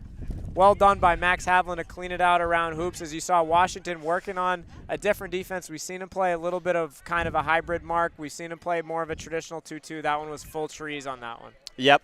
The press there negated by Littleton coming in. Littleton with the trade does not result in control for Washington, but does force Havlin back to hoops. Ball over to Stars. Stars is beat out by Havlin. Havlin looks like it's just going to be a turnover. Drop ball, rolled back. Not necessarily anyone's fault. Havlin now beat out. This may result in control for Washington. Morimoto with the ball up top, looking to add a second goal to his name with no one between him. McConaughey on the far side. Skura looking to run as well. McConaughey's got wheels. He's got to take a good route to this ball. If he gets there too early, he's risking giving up the easy pass to Skura. He's got to kind of do two things at once here. Yep. Sitting in the middle, McConaughey. There's the pass to Skura. Stars there. The scoop results in no goal. A little bit cheeky there by the Boston team. Yeah, well done by McConaughey. Very not well done by Skura. That's one that he wants back. Pick it up and put it through. That's all. Yeah, and we now have control for Washington in the hands of Littleton and Koretsky, the pair that seemed to find a little bit of success there at the end of that game. Yeah, Koretsky, who's having a fantastic season, posted a record high for plus-minus in a series, I believe, against Ottawa, the Super Series. Just a shining star for them. Not backing down from Haviland, though she lost the exchange on that one. Exchange comes here. Pass up top. Williams not able to handle it. Skura covering. Here comes the no dodgeball call from Boston. Skura out in the open field where he loves to be. The pass and the shot blocked by Stars. If you are Washington right there, that's exactly what you want, right? McConaughey was step for step with Skura. Yep. Stars sitting on the hoops. You maybe want to flip those players, but in transition you don't get that call. Yeah, no, well done transition defense. And Washington is playing very good defense right now, keeping themselves in a range that you want to be in. Right? They want to keep the overall score of the game low so that they don't have to go blow for blow in a track meet with Boston. Yeah. And for all the good we talk, it's about to be 7. It's not about to be 7-1. And McConaughey with the stop there at hoops, another instance of transition defense. Skura taking a long time before he gets up, and Marsh is gonna stop this one while we have a dog pile. Washington bench absolutely going nuts as they have been showing a lot of heart defensively. Yeah, and one of the commentators' curses that we're sitting on here as Skura subs out, walks off under his own power. He seems to be okay. I think just got the wind knocked out of him in that moment. Commentator's curse right there. I said it's about to be 7-1. This Washington team is getting to all the right spots at the right time. Yeah, exactly what you want to do. We talked about it at the 20-minute mark. Last game is a blowout game, right? You want to throw away the bad parts, give yourself some things to build on for next game. We talked about the importance of physicality, getting stops, and controlling the pace of play. They're teetering on controlling the pace of play as Haviland's been playing with 3 dodgeballs by himself for 2 possessions in a row now. But they're getting stops, and they might have a chance to chip away here. The 2 beats come. Stars is driving, though. And Haviland playing with 3 dodgeballs by himself results in a goal for Washington. Yep. Boston not physical enough in transition there. In the last 5 minutes, Washington has definitely been winning the physicality battle. Yeah, and the Morimoto-Frollo connection continues to pay dividends. I guess in reality we've been calling it the Morimoto-Emily connection. Yeah. In that case, it was our interview star, Emily Frollo. Yep, and Frollo with a good job, staring down. You make it look easy around the hoops there, but you're staring contact in the face, trying to turn and make a play in under a second, and she did a good job there, taking some contact along the way. Yeah, and it looks like we're going to see another card here for Zan Siddiqui. A player who famously in USQ was a bit card risk high level. Yeah, a player that plays with a lot of energy, a ton of athleticism just pouring off. And, obviously Washington must be tuned into the broadcast. We said it's important to turn up the physicality, go out, punch Boston in the mouth, and they've been playing like it. Siddiqui just took it a little over the line there, coming off broom and hitting past the boundary. Yeah. Coach Colin Bourne kind of talking him down about it, but as they're going to need to stop this. We got an issue with headbands. We need a keeper on the field maybe. Yeah, we're going to see what happens here. I think McConaughey, I think Siddiqui, McConaughey, no actual issue, just resulting in headband flips here. Yep. But Boston able to get out in transition again. For the first, 8-9 minutes, we saw a pretty distinct lack of transition opportunities, but this line shifts on, and they just blossom. Yep, yeah, and it starts with Haviland and Zhu like we're talking about, but good awareness from the chasers to make sure that when you press as a team. When you compress, you compress as a team. When you look to push, you go together. You can't play in just halves. You don't want to break the string, so to speak, between your beaters and your chasers, and they've done a good job of that on this line. Yep. Beater-chaser communication. Everyone always says, like, talk, all of this. But it really does come down to just being in sync with your teammates. And a lot of the best teams, you see the beaters and chasers act as one. Yeah. And that's what this Boston team is doing right now. Yeah, you got to be able to make the right reads. Yeah. And that one, the Emily Senna connection going the other way as Frola with the push on that hoop to open up the shot for Senna to finish through. Yep.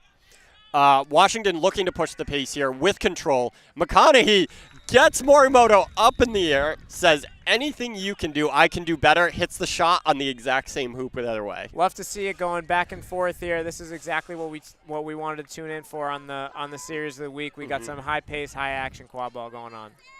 And now with the shift over to Andrews and McCready, can Boston continue with this high-paced, high-energy system that has worked so well for them? Littleton shifting down the back to Nicola. Nicola looking for Steinberg, back corner, not there. Taking space, passes back out to Dylan. Dylan over to Magner, fresh out of the Purdue program here for Forge. Back across to Dylan. No shot, beat before. Nicolay with the spin and the stuff. This is going to be the line that's going to make or break Boston this game, is can they even just hold parity? A goal for goal doesn't hurt them. Yeah, and good job by Washington defense right there, trying to limit Boston's success behind hoops. Boston kind of forces it through, is able to make a couple extra passes. A good no look from Steinberg there to get a look, but Washington cleans it up with the hoops defense. You love to see it. Yep, Gaffigan, Templeton, Stone, and Williams in for Washington in the quad ball core. Littleton and Koretsky still in with control. Fake at Andrews gives Gaffigan the lane. The slight float results. We talked about you can't give up offensive rebounds if you're Boston. I don't know if this is going to result in a goal or not, but you can't tip the ball there and let Gaffigan get a free catch right next to him. Yeah, you got to come slap the you-know-what out of forearms, wrist ball, anything that you can get. Yeah. It's not usually a card unless you hurt somebody, I guess. But you got to really just come down and limit their – you don't have to make a tackle there, right? You're not in a defensive position where you can go hit at their center of gravity and try to change their direction. You got to make a play on the ball when you're that close at hoop. So if you see that happen, just go slap as hard as you can at the ball. Karate chop, maybe increase the pressure by decreasing the area for you math nerds out there. But a good play, good heads-up play. It looks like they finished that one for Washington. Yeah, no goal. No goal. Looks curse. like potentially beat before. You can tell which one of us went to an engineering school. If we're looking here at the we've got a little bit. The hoop's got to be stood up for a second here.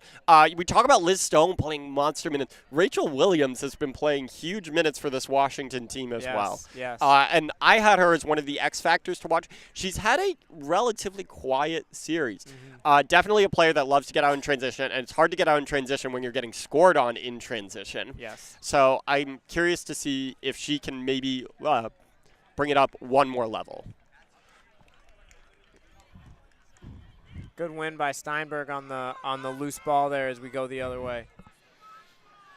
Littleton up high, tackled by McCready, cleared. Will probably result in control for Boston as Boston looks to attack here. A pass across to Magner.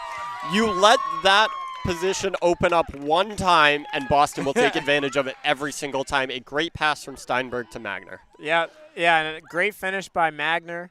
Host of the vlog on the MLQ Network, Shots by Sam. So head over there and subscribe for a lot of good content.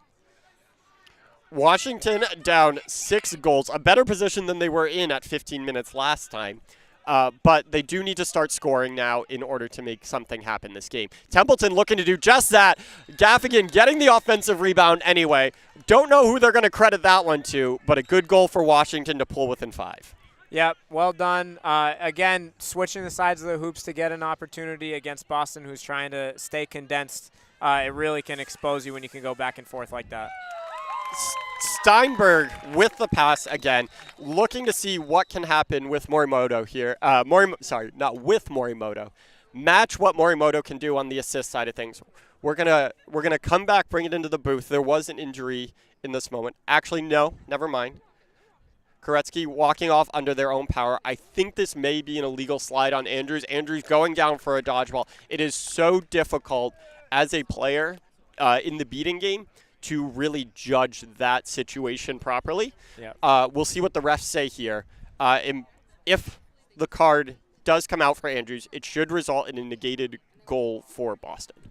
Yep. It looks like a card is coming out on Andrews. Andrews played with a lot of energy so far this series. Sometimes you get bad luck. Sometimes the energy doesn't work out. You get out over your skis a little bit, make a couple fouls. I did like, if your player's watching this for things to learn at home, love the jump cut there, change of direction by Steinberg, but not just exclusively looking to drive. Force a defensive rotation and get an easy goal out of it. Really, really good job. So if you're a young ball handler out there, keep an eye on that. Yeah, you talk about, you're saying go for that physicality around the hoops. I was never that person. Yeah. I always loved doing what Steinberg did there, Yeah. make one person miss and then get rid of the ball before the hit, right? The less contact you can take, the better. Absolutely. Gaffigan now working on Steinberg, making Steinberg miss. The pass looks for Templeton. Dylan covering it up. Offensive rebound, loose on the ground. Templeton covering. Nikolai beat out. Steinberg with the tip. A tipped ball, almost looked like a volleyball knockover. Magner covering the ball back here. Here comes the cover up, and McCrady's going to clean it up. And the crowd responding to the high-energy play right there. A lot of active hands for Boston. Steinberg absolutely loving it. I overheard between games, they call this the energy line from Boston. You're starting to see why. 9-4, my apologies, the score. Boston playing down a beater on the offensive end. McCrady with the lone dodgeball for Boston against Rice and Neutzel.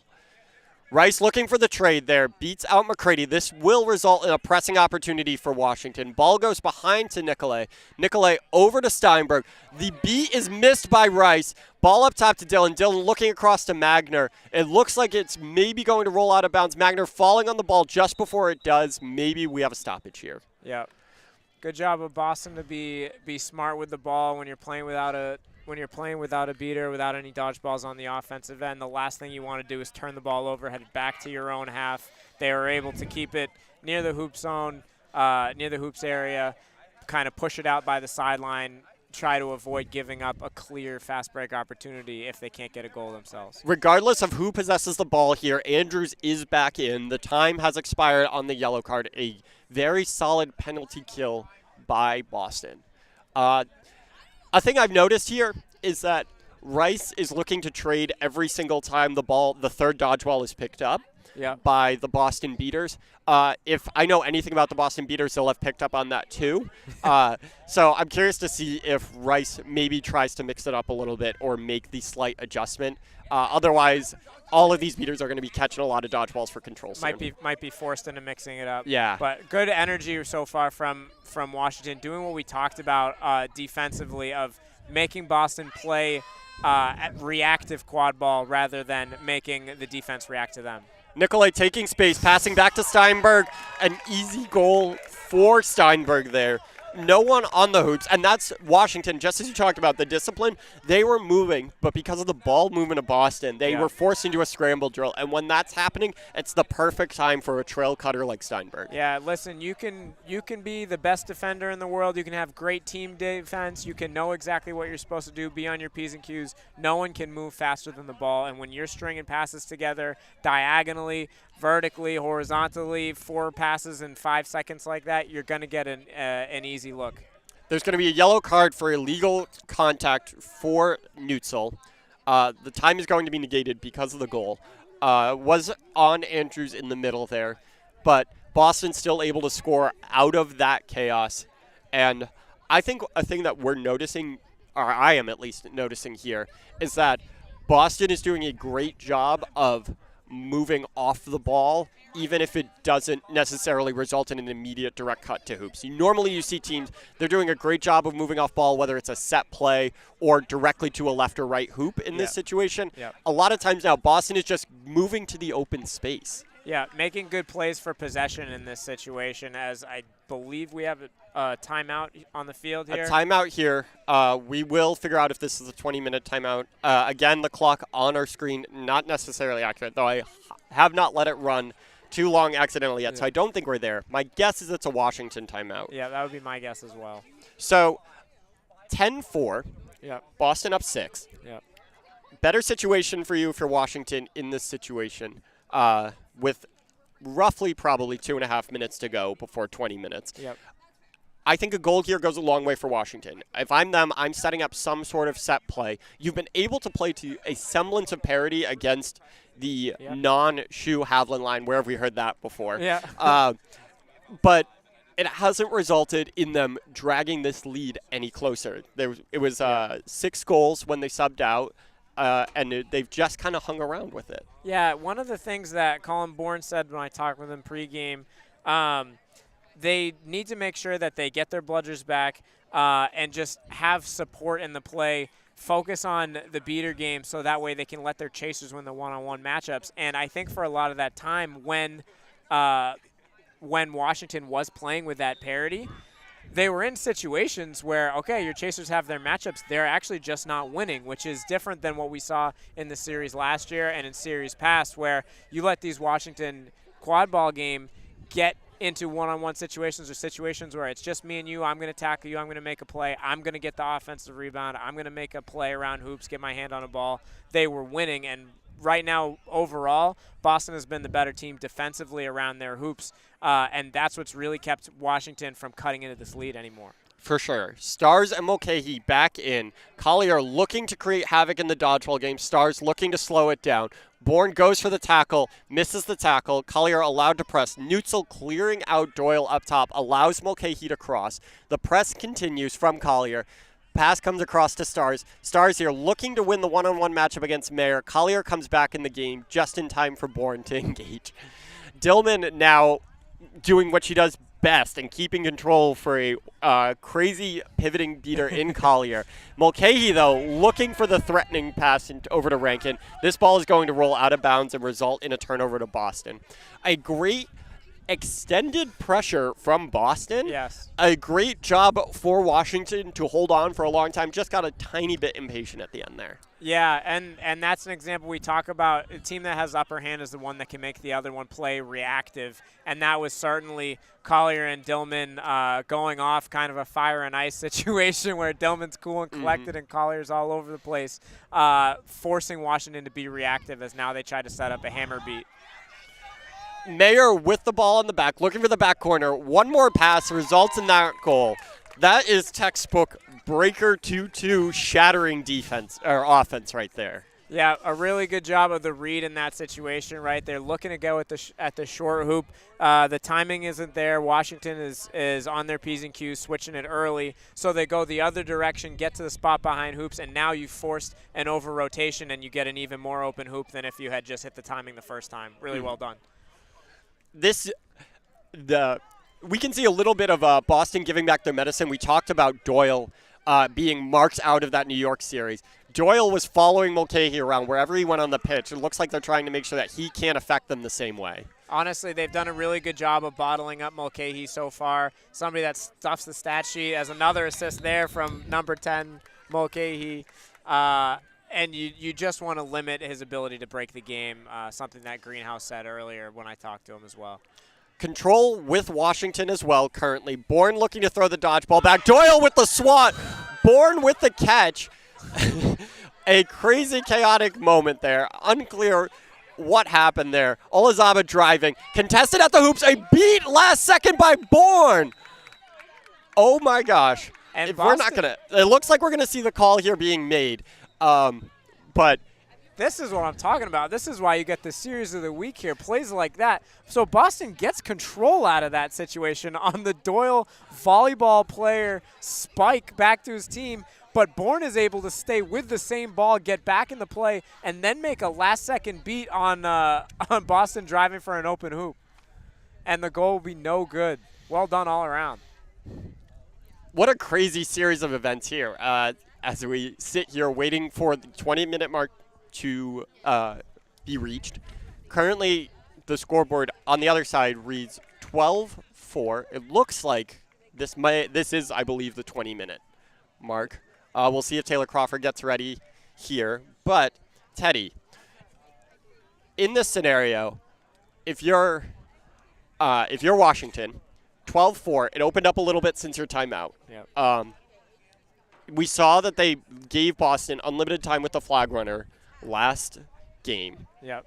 Do you think they're going to do the same thing again, or do you think if you're sitting there as the Washington coach, are you trying to get a quick grab and move on from it, or are you trying to play that defense again?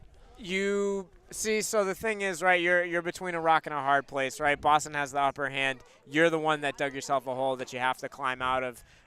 If you have the talent, you could look into splitting, right? And that would go some way towards Bourne discussing their identity, being a team that wants to mix it up against Boston, make them play left-handed a little bit. You could give them that kind of different look where, as a chaser, you can't really read, are they in defense or are they not in defense? If you don't have the personnel for that, I'd say you got to get stops on defense if you're going to climb out of this. So you got to play defense and with your dodgeballs, and then go get into the flag runner game as much as you can on offense. But it means chasers have to be aggressive. You cannot be conservative, because the counter to a team trying to come back with their dodgeballs on defense in a flag runner on pitch scenario is to just drag out possessions and say, we'll give ourselves as much time as possible. So that means you got to be running in a lot of horses defensively, so that you got people willing to eat beats, willing to go try to get in passing lanes and make something happen. Time is not on your side if you're Washington, so that's how I'd go about it. Yeah, if anything here, I'd love to see Washington bring their beaters to the seeker game. Yeah. Maybe even half a second early, right? Yep. Like you leave the defensive possession just half a second early, just to catch the Boston beaters off guard if they're playing in the flag runner game. But that's such a hard thing to do, right? It's so hard. You've gotta make that. So that's that the same mindset idea happen, with if you can split, that'd be great, right? Any team that has the beating well enough to split probably isn't down 8 goals or however many it is at this point. But who knows? You get different personnel in different situations, and maybe you get a bounce to go your way. But Havlin and Zhu have been otherworldly for a lot of this season, including this series, and it's going to be tough in that situation. Yeah, Tremple and Siddiqui, the starting seekers. Siddiqui looking for a quick grab here. Tremple has no interest in catching, purely playing defensive seeking. Washington keeping their beaters in the quad ball game still, but in this situation with Boston defensive seeking, it's okay. Yeah. Stars with the ball up top. Washington looking to be patient and maintain their opportunities. Washington with control right now in the hands of Butler and Bourne. Olazaba looking to cut off Stars. Liz Stone in the game. The beat there made by Zhu with the lone dodgeball of Boston results in a no dodgeball situation for Stars. Missed pass there results in the Boston turnover. Good idea. Bad execution from the Washington offense right there. You know, drive into forced rotation and get the ball into your best player's hands and Mulcahy behind hoops. Good idea. I really like what Siddiqui just provided to the seeking game. Something that's not talked about. We talk about beating, controlling who gets chances at the snitch, but seeking and defensive seeking and the routes that you take can play a massive part in how much time the other team gets with the snitch, which can really impact games. So, something that won't show up in the stats sheet as a potential illegal swat comes through here for Siddiqui after just praising him. But something that I love that Siddiqui did there is saw Lulushu coming into play in the seeker game and immediately tried to make an attempt at the flag runner. Yep. Tremple's not looking to catch right now. Yep. At all, was not going to take a free turn there to make the catch. Yep. Siddiqui's like, let me get this. I'm about to run for 5-6 seconds. Let me get this last dodge in. A lot of times flag runners relax when they see beaters coming in like that because the seekers are trying to avoid the beat. That's actually a really common way for really advanced flag runners to get caught unawares, is basically they know where the beaters are and they know what should be happening. And it's your job as a seeker to put it on them to make sure it does. You bring 30 people, you'll have a sub, and the flag runner won't, so go wear them out. Yeah, absolutely. Bourne with the misbeat here results in a no dodgeball situation. Ball from Lawrence back to Olazaba. Olazaba is going to finish that every day of the week, including Sunday. Yeah, no breaks for Olazaba, player that takes care of their business and scores goals. We saw a lot of it in the Charlotte series, was hurt for the New York series, and is now back to being the physical menace that he is. Yeah, sorely missed for this Boston team in that New York series. Ball down low to Mulcahy. Mulcahy met by Doyle. Doyle not the most fearsome defender, but stopping there. Stone with a great fake and an attempt to go around there. Lawrence is saying, not today. Stone is down we're going to cut back here to the commentator booth while they are looked at. Good job of defending as a horde there from the Boston side, as you hope that Stone is all right here on the field. Absolutely. A player who has played huge minutes for this Washington team, putting her body on the line there for this for the attempt at the goal. Yep. That is a risk you do run when you do jump up in the air like that. Yeah. Stone being looked at now, hopefully okay. Yep. If you're Washington right now, other than that missed beat by Bourne, which we saw there, to give up the no dodgeball, a good job balancing and understanding that as long as Siddiqui is pressuring to catch, Boston's not going to look to catch. Yeah, and I don't blame Boston either, right? The last thing you want to do is give up a 2-on-1 flag runner opportunity, right? You hold all the cards. Time is on your side, so I agree with what they're doing with Tremple in terms of not taking any unnecessary risks. Just go for your shots when you're alone and wait it out when you're not. But, again, a really good job of Washington, too. You have to be making all the hustle plays. You have to be firing on all cylinders. You really don't have any margin for error in all aspects of the game when you're trying to climb out of a situation like this. And right now, they're doing a good job. And, honestly, the score hasn't reflected it in the last two games, but there are large stretches of each of these games where these teams are playing blow for blow, really good fundamentals against one another. It's really just been the little things that have made the difference for Boston on the scoreboard that haven't shown up for Washington. Yeah, I mean, we talked about it before we went live here. A lot of times the Haviland Shoe minutes don't look good in that it looks like they're giving up 3 goals, and in reality they're scoring 6 the other way. Yeah. The biggest difference here has been they're scoring 6 the other way and they're giving up 1, right? I think is the big deal. And that's hyperbole. I don't know if that's the actual math in this situation. They may have given up 2 or 3, but they are clearly winning the minutes here. Every other set that this Boston team is putting out is having to work against these Washington beaters. Yep. Yeah, and part of that's a stylistic thing that has always kind of been a really important identity of Boston, even if you go back to the old 2015, 2016 teams.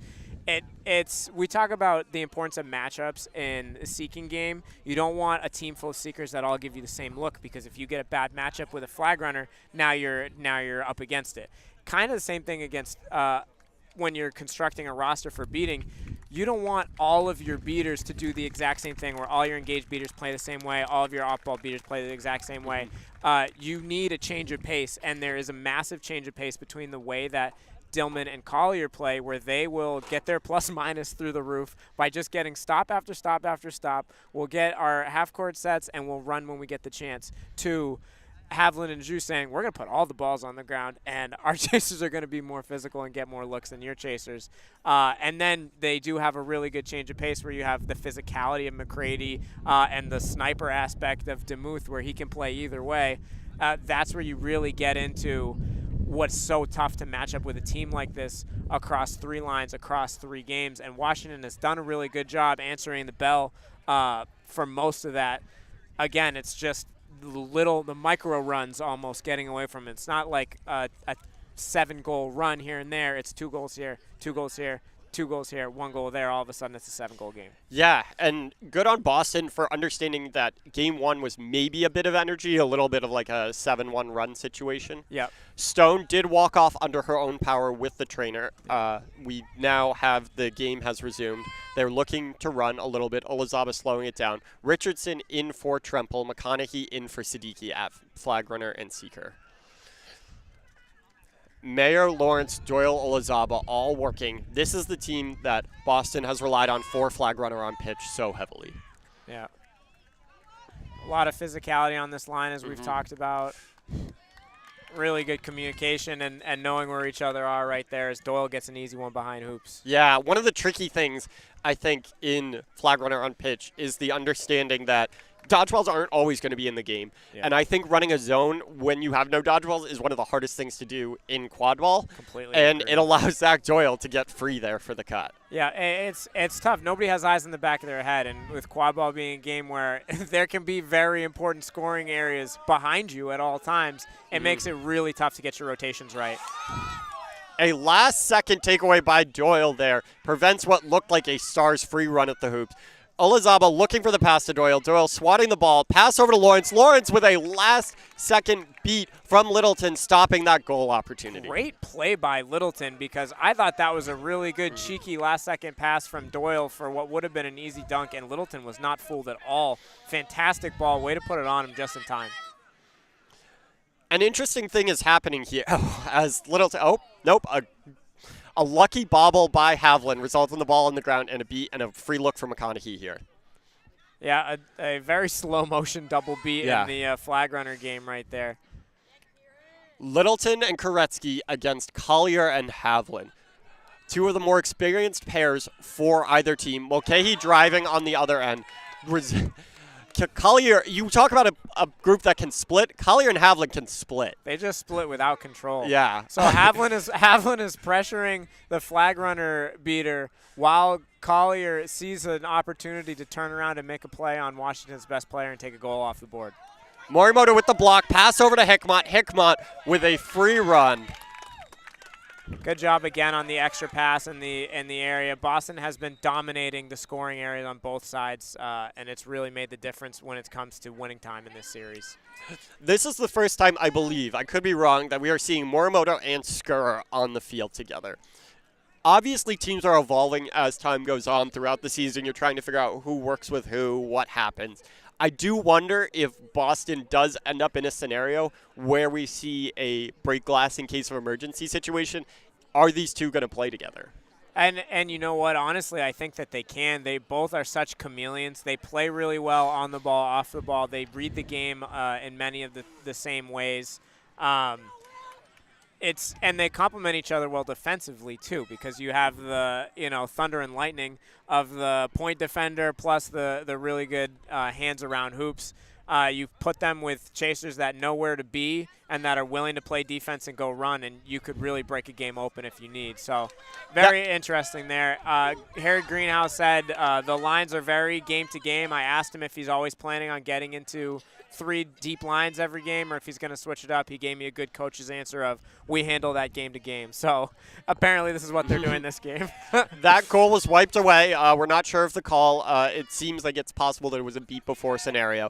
Mulcahy has no interest in driving on Morimoto. I wouldn't either if I was him. Koretsky nearly makes the catch, but Tunagai looks like they are going to regain control. Mulcahy with the last-second dive. A good last-second strip there by Morimoto. Mulcahy is able to stay on brooms and get the ball back to Stars. Tunagai clears out Hickmott. Stars looks for the fake, a last-second sweat out. I think we talked about, right, like the idea of you've got to make those last-second adjustments if you let a player get by that. Yeah. Boston seems to be doing that in spades around the hoops. Yeah, great active hands by Boston defense. That one was Emily Frollo, but a good job of defending as a team. And if you're Washington, you'd like to see, again, force rotation. Don't let them play you 4 against 1 driver. And we talked about Boston needing to find answers in the seeker game. Tremple here comes up with a grab, one-on-one with Crawford. I'm curious. I don't see a reason why this would be called off. There it is. A good catch for Boston puts them 1 goal away from taking this game and the series. Yeah, and that was really hard work by the Boston seeking crew. Good job by the beating crew. Basically, we talked about if Washington can, it would be good for them to split. I think they would have liked to try to a little bit because they got to keep their eyes 2 places at once. And Boston just said, we'll match you, and we'll do it better because they got looks and were able to not let Washington cut into the lead and pull a flag. So well done by the Boston beater corps across what has now been 3 different lines since the 20-minute mark. Mulcahy there was a great read to save a game-ending goal. Emily Frollo was in a great position over there. Skura fires the ball across Mulcahy, cuts it off. Washington has a long road to travel in this situation. But if they can continue to cut off those passes, they're not making Boston play left-handed, but they're maybe making them think about it. Yes, absolutely. We talked about you got to force them to do something different, and they've done a much better job of that in this game so far. Templeton driving on Skura. Shot goes just wide of the top hoop. Morimoto holds on to the ball here. Looks like control will be with Washington unless McCready can take the ball away at the last second. Morimoto beat at the last second there. Mulcahy doing what Mulcahy does best and making the stop and contest at the last second. I'll tell you what, I haven't watched every possession of a Morimoto game until tonight probably. Otherwise, it's just been highlights and general scouting. Very honest player. Again, I would have shot that ball. I would have made sure there's absolutely you would have no shot way. that ball. Well, after the beat. I would have made sure there's absolutely no way the ball's coming back. Good job to drop it at the keeper's own line like an honest person. I think it's easy to be honest when you're up 11 and need one more, but a good point made. Morimoto now pressing up top here. Looks like Neutral is wearing the white headband for the first time, possibly a break glass in case of emergency situation. Yeah, I mean, you need goals if you're Washington, right? And this is going to sound like dumb, something dumb to say, but if you need a goal, you need people that can put the ball through the hoops. And if Neutral's going to help you do that, why not try it out? Yeah. I mean, Mulcahy there says, thank you for letting me get to the top of the keeper zone uncontested. Yeah. Mulcahy with the rip through the top hoop, tipped by Skura, but that ball was going through no matter how many hands were in front of it. Yeah. DeMuth in for the first time all game 2. We saw the McCready-Andrews pair sit there. And, I mean, talk about spoils of your roster, that a player who made such an impact like DeMuth can play only the final 2 minutes of a game. Yeah. Boston able to get the final goal there to put this game away. A final score of 175-60 to take the series. I mean, we're looking at a game 3 here coming up between Boston and Washington. Boston has won the series, but we saw the momentum Boston was able to take out of a one-game win against New York. Yep. What do you think happens here? Do you think Boston does kind of what New York did and plays a little bit deeper into their depth for a little bit longer? Do you think Washington comes out and tries to get the win or just takes it as a learning experience going forward? If I know Coach Harry Greenhouse, he is not going to – he's done a decent job of playing all the way through his roster. He's gotten the energy line in for both games.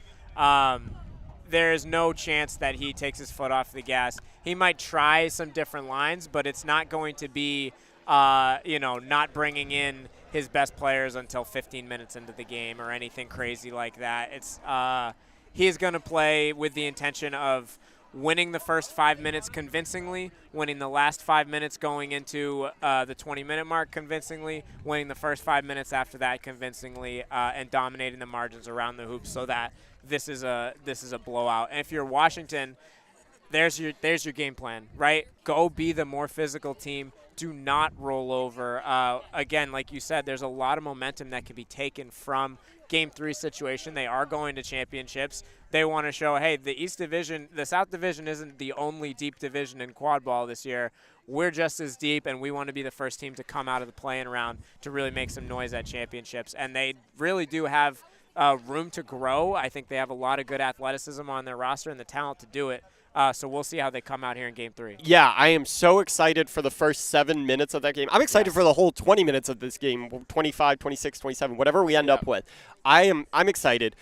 I'm curious to see what this Washington team does. And in a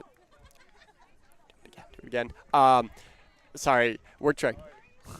We're going to start Game 3 at 8:30. There we go. Thank you, Teddy. I'm working on it. I'm excited to see what Washington does, right? You've got nothing to lose playing this game out and seeing what happens. The first 7-8 minutes of Game 2, Washington's physicality and contests around the hoops were so sharp. If I'm looking at the Boston team, I want to see them in the half court go left, right? A lot of times, right, the ball seems to be, we're seeing that pass around, that 4-pass motion. Yeah. We're seeing it really in only one direction this whole series, right? Real counterclockwise team right now.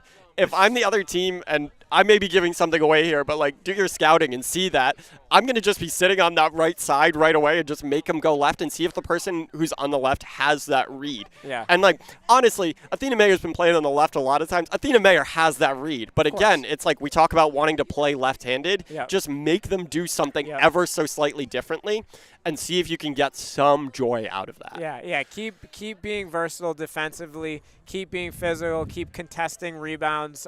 Get yourselves extra possessions. Limit the amount that Boston is able to get. Stay scrappy and junk up this game. and you could very well see Washington try to come out and take Game 3. Yeah, I am so excited for that game. That game is going to start at 8:30 p.m. Eastern. We're going to try and grab an interview here in a quick second, but we're going to go away to a splash screen. I'm not going anywhere. You're not going anywhere, Teddy. You all shouldn't go anywhere either.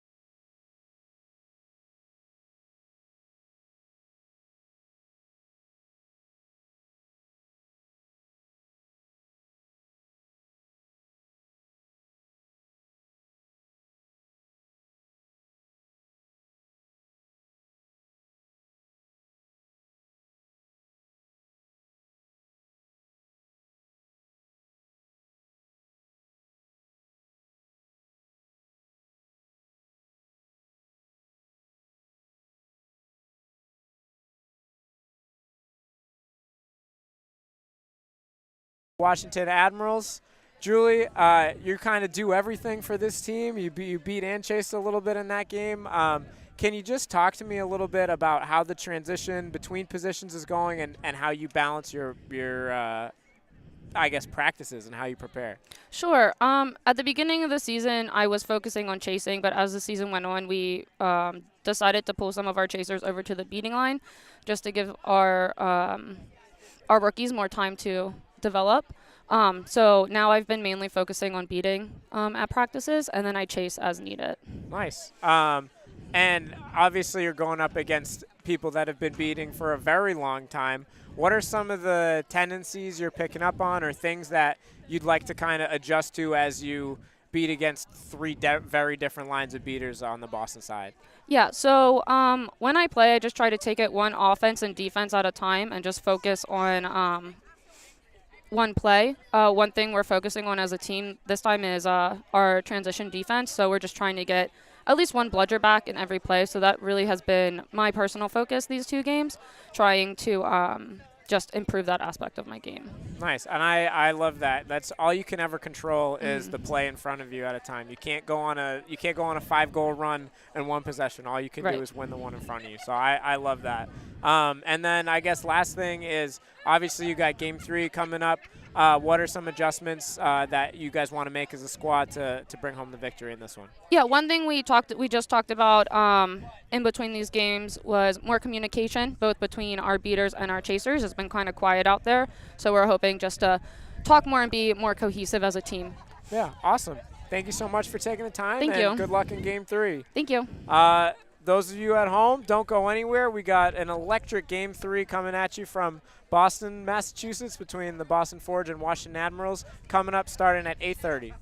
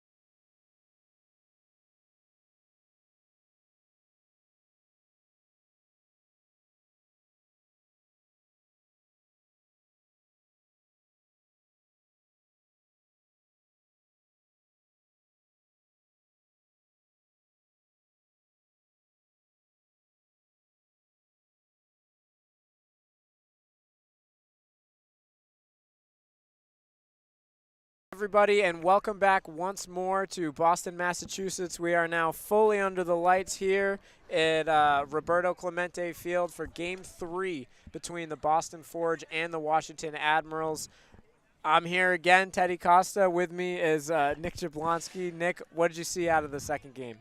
I saw a little bit more fight out of Washington around the hoops, a lot more contest, a lot more diving on second balls, a lot more offensive rebounds from them. Yeah. It wasn't quite enough in the end, but if they can continue to build on that, this is going to be a close game. Yep, yeah, we talked about it a little bit off air. One thing you'd like to see from Washington is take a page out of the Boston playbook so far in terms of the extra passes. Boston is really doing a good job defending the scoring area in numbers. Try to take advantage of that by playing into the over-rotation and getting some easy ones on the other side. We'll see if they're able to capitalize or if Boston just keeps dominating the scoring area on both sides like they did for the first two games. Yep, no changes in the starting lineups for either team, except for I believe Liz Stone is probably sitting out this game. Yep. We'll get you the number for the starting lineup. I believe it's Julia Rankin there. Will Richardson loses the first run-up all year for Will Richardson in this situation. And I believe that was a difference. I think that was Brian Mulcahy going for the quad ball in that situation after not going the first two games. Might be wrong on that, but Washington sending perhaps an early message there saying we are not going to go quietly in this third game. Absolutely. Stars with the ball up top. Control is with Boston. Boston in a hoop zone. Washington content to wait this out for a little bit. We'll see. One of the things Washington did was have the first string of patience down really well and then make an errant throw at the last after getting through the first rotation. Mulcahy working down the backside. Olazaba there. Long pass. Olazaba's not able to make the move up to the top.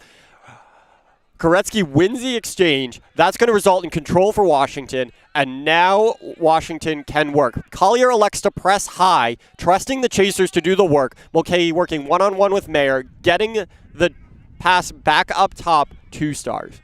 And Boston switching it up a little bit, getting out of the 2-2 they've been in most of the series to work on their 3 trees, forcing Washington to be patient. A great rotation there from Washington. I just said they would make the first rotation and then make mistakes through the second and third and throw away the ball. Not the case there. A great goal for Rankin to start this game. Extremely crisp, really well done. Good on their reads and good on their fundamentals to finish that one. Well done by Washington and great patience. Boston looking to get out in transition, slight semi-transition, now electing to set up a half court where they have been very solid. We have another stoppage here. We have a stoppage here. AT Tunagai down. Looks to be okay. Walking off under their own power, going to get checked out by the athletic trainer just to be sure. Bourne takes their place. Yeah, AT with some good minutes so far in this series. One of the younger players on Washington that you look to see blossom throughout this MLQ season. Yeah, seems to be all right walking off under their own power. I think just had the wind knocked out of them in that moment. Collier does regain, it appears, control for Boston.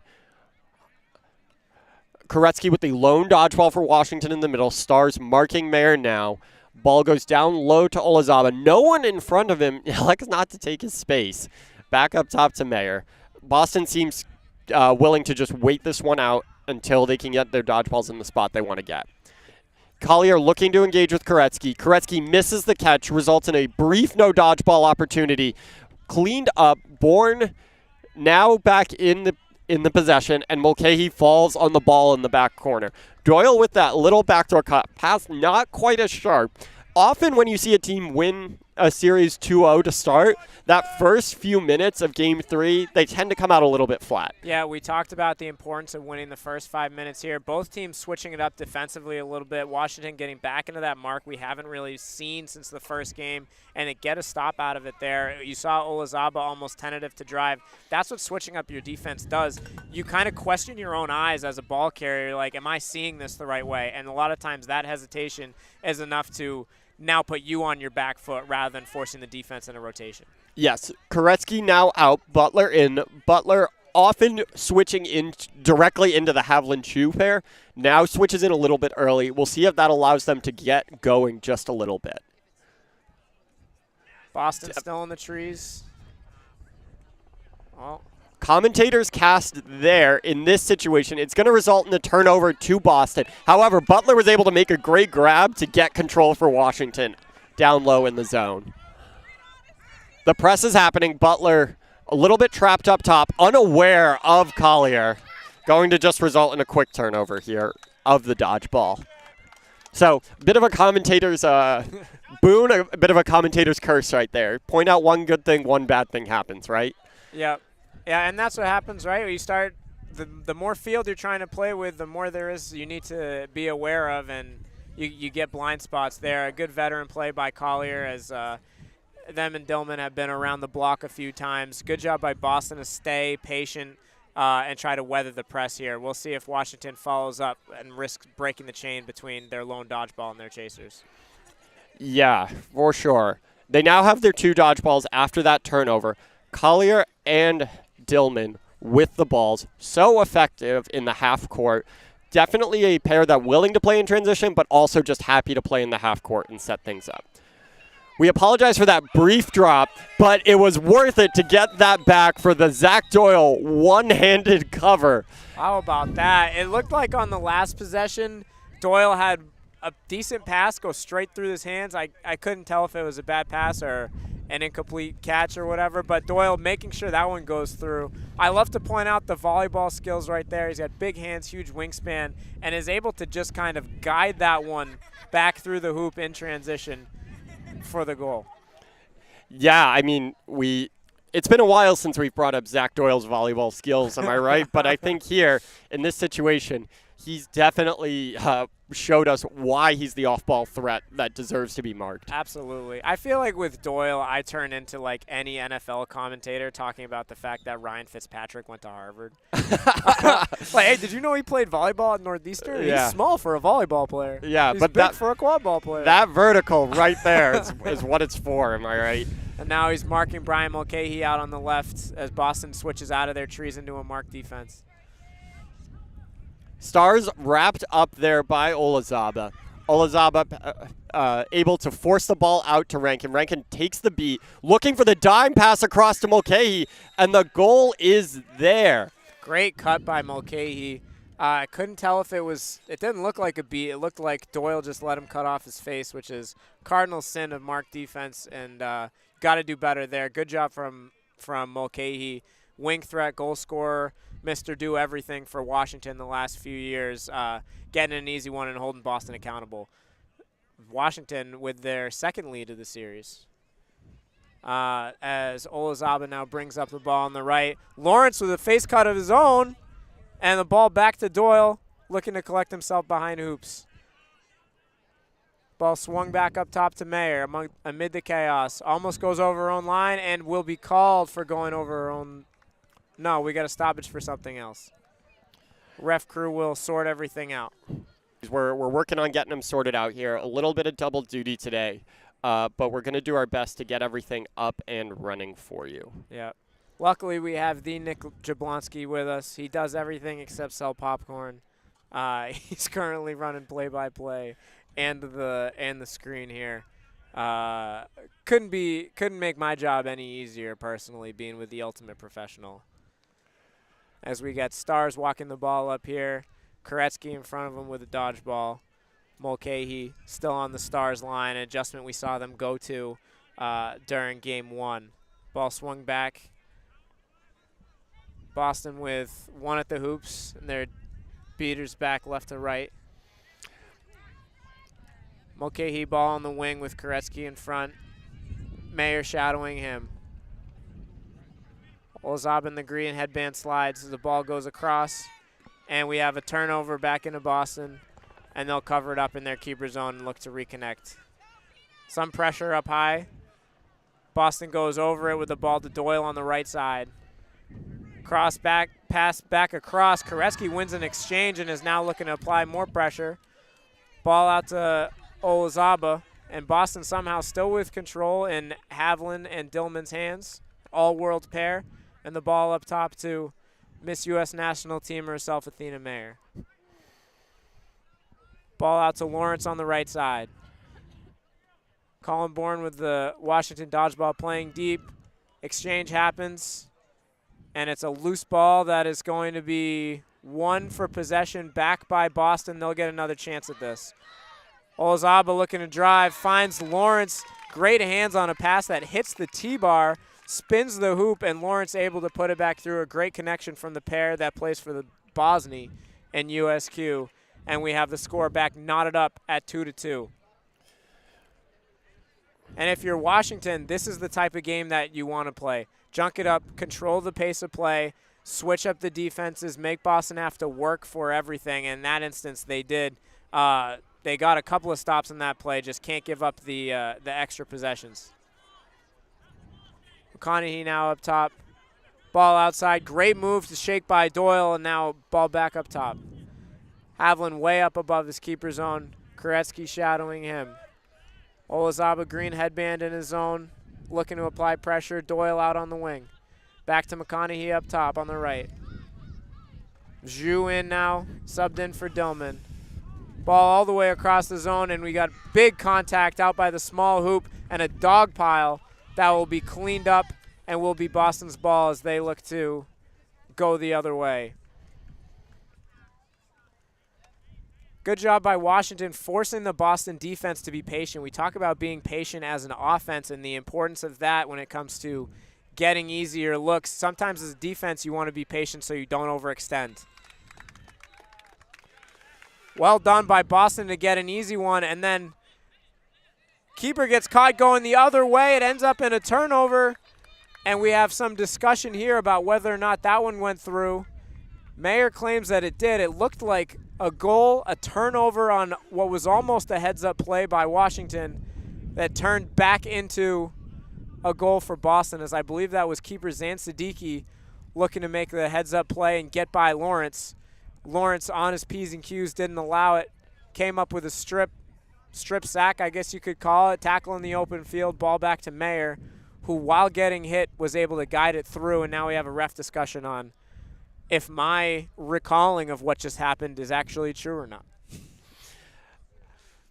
Sorry about all these technical difficulties that we're experiencing. A little bit of choppy internet out here. It seems to have stabilized now. Hopefully we're okay now.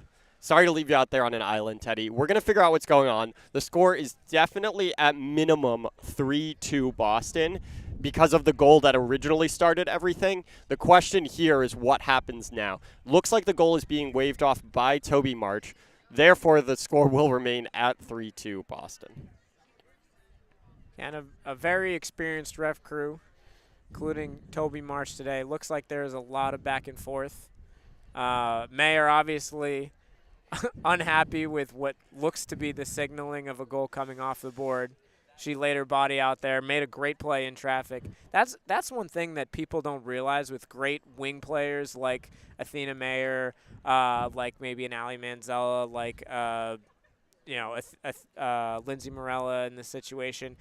If you collect goals from a close proximity to the hoop, people think your job is easy. It's almost never easy. You are absolutely staring down the barrel of somebody trying to take your head off, and a hoop area to shoot at that is rapidly closing on a pass coming in usually from across the field. So you have to have great awareness. You have to have smooth hands. You can't be bobbling passes like you can up top, and you got to still find the right windows. And these are all layups that if you miss, it feels like there's a lot of pressure of, well, how could you miss that? You were so close. So that's where you really see the high level of talent and execution from these wing players, because they make it look easy. You can see a long shot and think, oh, that was obviously difficult. But you see somebody make a play like that while getting hit, it's not easy, and something where you got to remember to practice it. If you're a player in that position, or if you're a coach trying to design practices, missed layups add up, and you got to make sure you're in the best position possible to capitalize on every chance you get. Yeah, this sport, this league is too high level to give up goals that you should have on paper. Yep. This, when it comes down to it, especially in the zone era, right? Like, we talk about this, we say, like, ball movement makes it look easy, all of that happens. That's fine.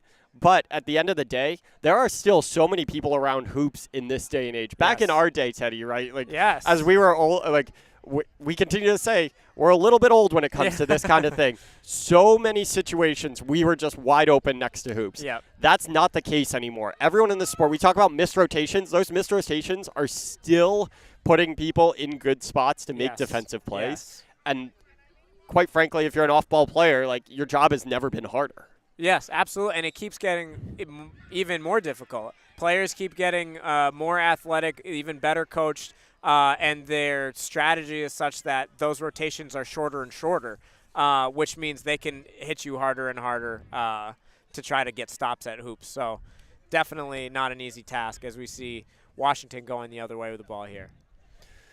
McConaughey with the ball up top, the pair of Rice and Butler in against the pair of Havlin and Shue. It's almost unfair to keep pointing it out given that they end up playing against them, but it does result in a lot of turnovers in this situation, and this time is no different.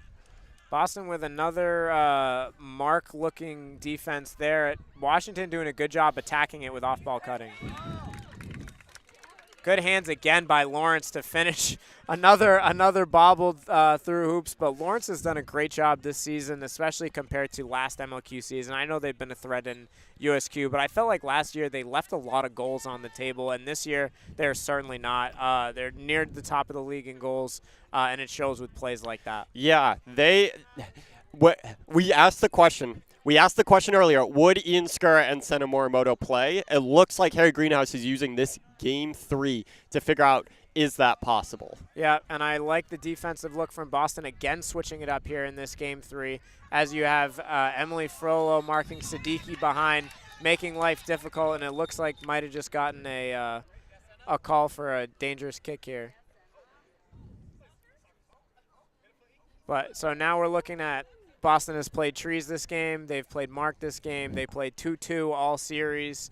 They pressed, and now you're looking at that. Oh, it looks like it just needed to update, question mark?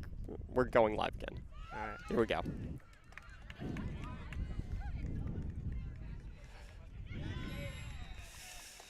A quick turnover there leads to a Washington goal. It was a goal either way. Goal either way. Sorry, y'all. I'm trying to get everything up and running again. We are currently looking at 4-3? 5-3? 4-3 Boston is what it has on the scorer table right now. Boston looks to restart their offense with Havlin and Drew without control, one of the few times this series we could say that. And Skura takes a couple of little side shuffles, sideways crow hops, and pushes one bar in through the top hoop. He is so good at that little. We talked about the lateral quickness of Brian Mulcahy there.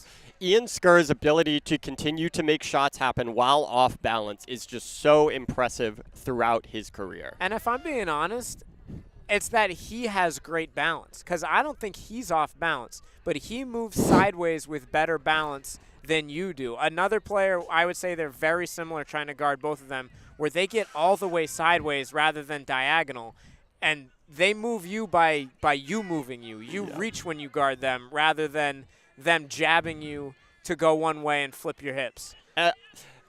Along that point, almost anyone moves better side to side than I do, Teddy, at this point in my life. Frollo up top, marking stars. Morimoto on Gaffigan. Morimoto makes it. Gaffigan realize no chance there. One of our things we talked about was that maybe if Washington can get in the center, they can hit those little shots to make things happen. Morimoto said there is no part of that today. Yep. And a veteran move by, I believed it was Hickma. Yes, I can't see Hickma from my angle, but veteran move there. She was marking in the off-ball spot in this defense for Boston and allowed herself to get pushed through a hoop.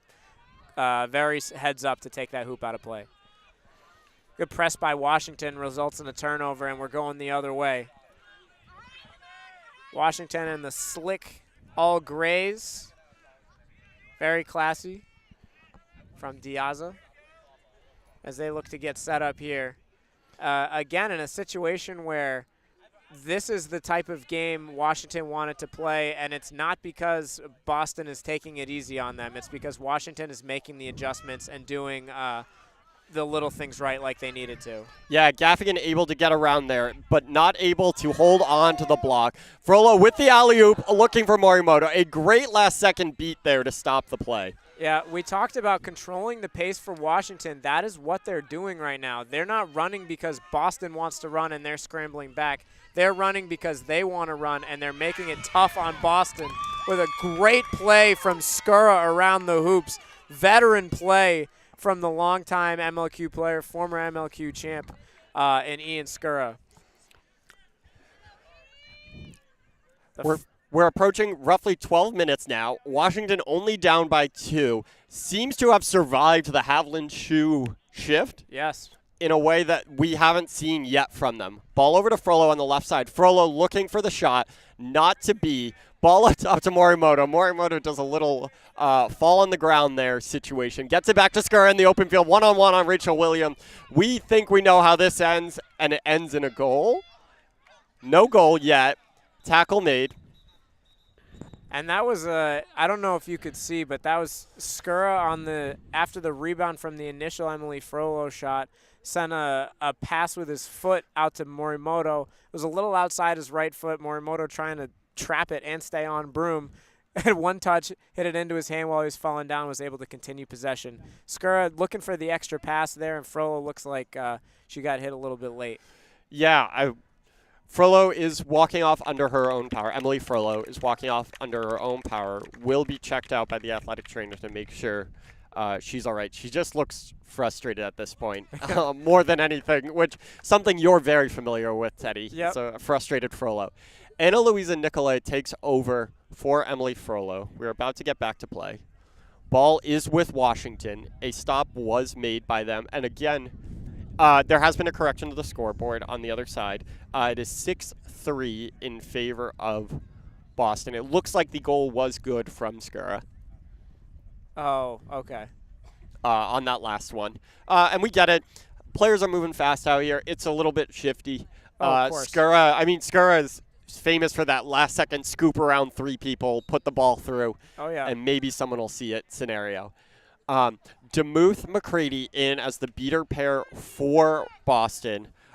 In for Washington, we have Colin Bourne, and I'll work on getting you the second name. Kat Sylvain played a brief stint in Game 1, not at all in Game 2. An errant pass there is cleaned up by DeMuth and Hickmott. Skura looking to run. Gets around Rachel Williams, continues to push the pace. Morimoto streaking down the right side. Neutzel does a good job to slow up the play and force Boston into a pseudo half court. 2 players behind for Boston. Plenty of height in Nicolai, a little bit less in Morimoto, but in a dangerous position nonetheless. Nicolai looks to take her space, packs back up to Skura. Control with the pair of DeMuth and McCready. Skura with the open shot, just missed there. If you're Washington, you'll take it, but not something you want to live with. But, hey, another stop, and we talked about the magic number in the pregame before the series, 11.5 goals. I think it'll be really tough for Washington to win a game in which they have to score at least 12 quad ball goals.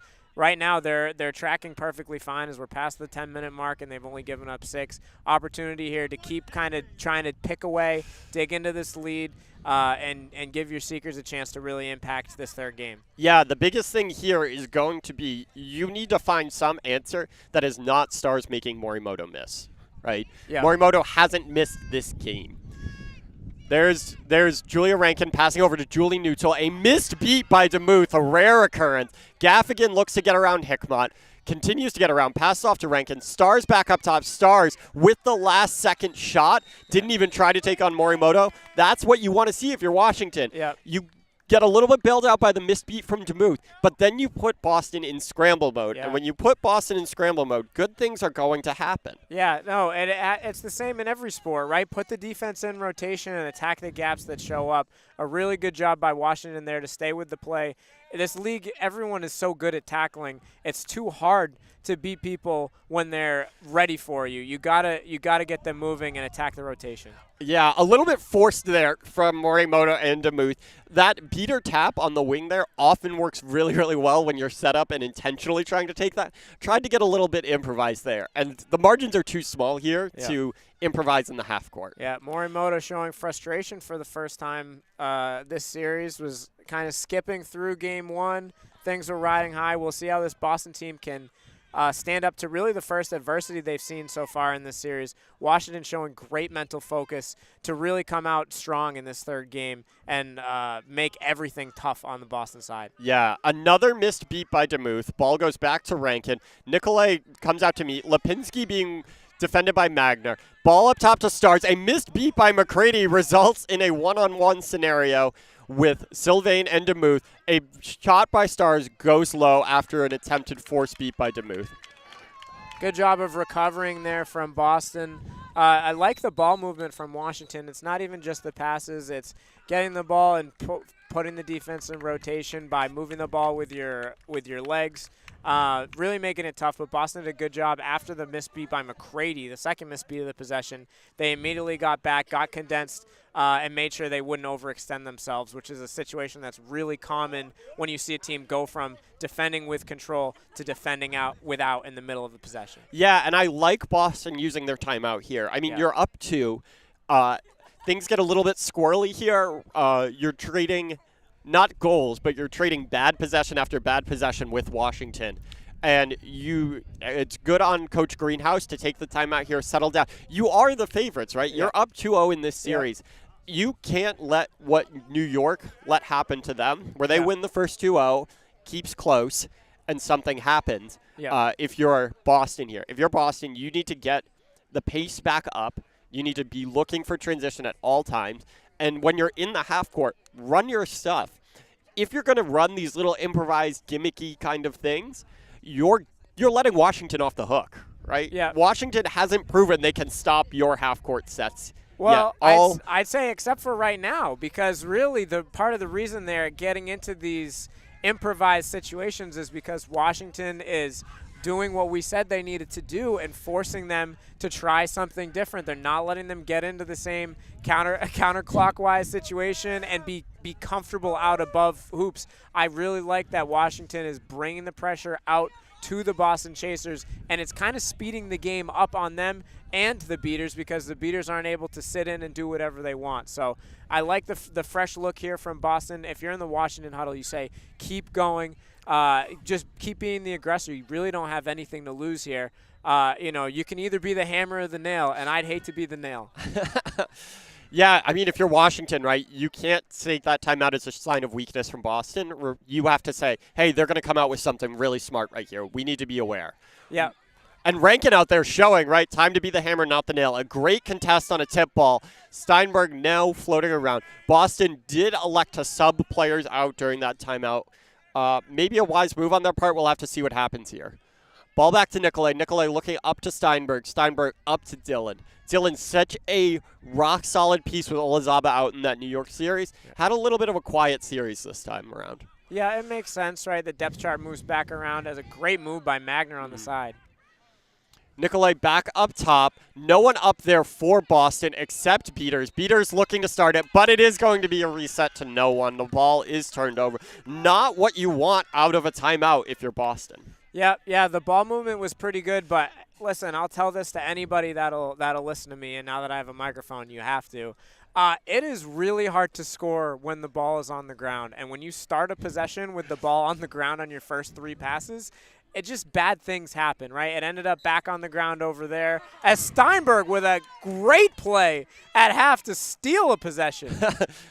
Some volleyball skills right there, blocking at the net. Dylan driving. Maybe Dylan heard me and said, I want to make it happen.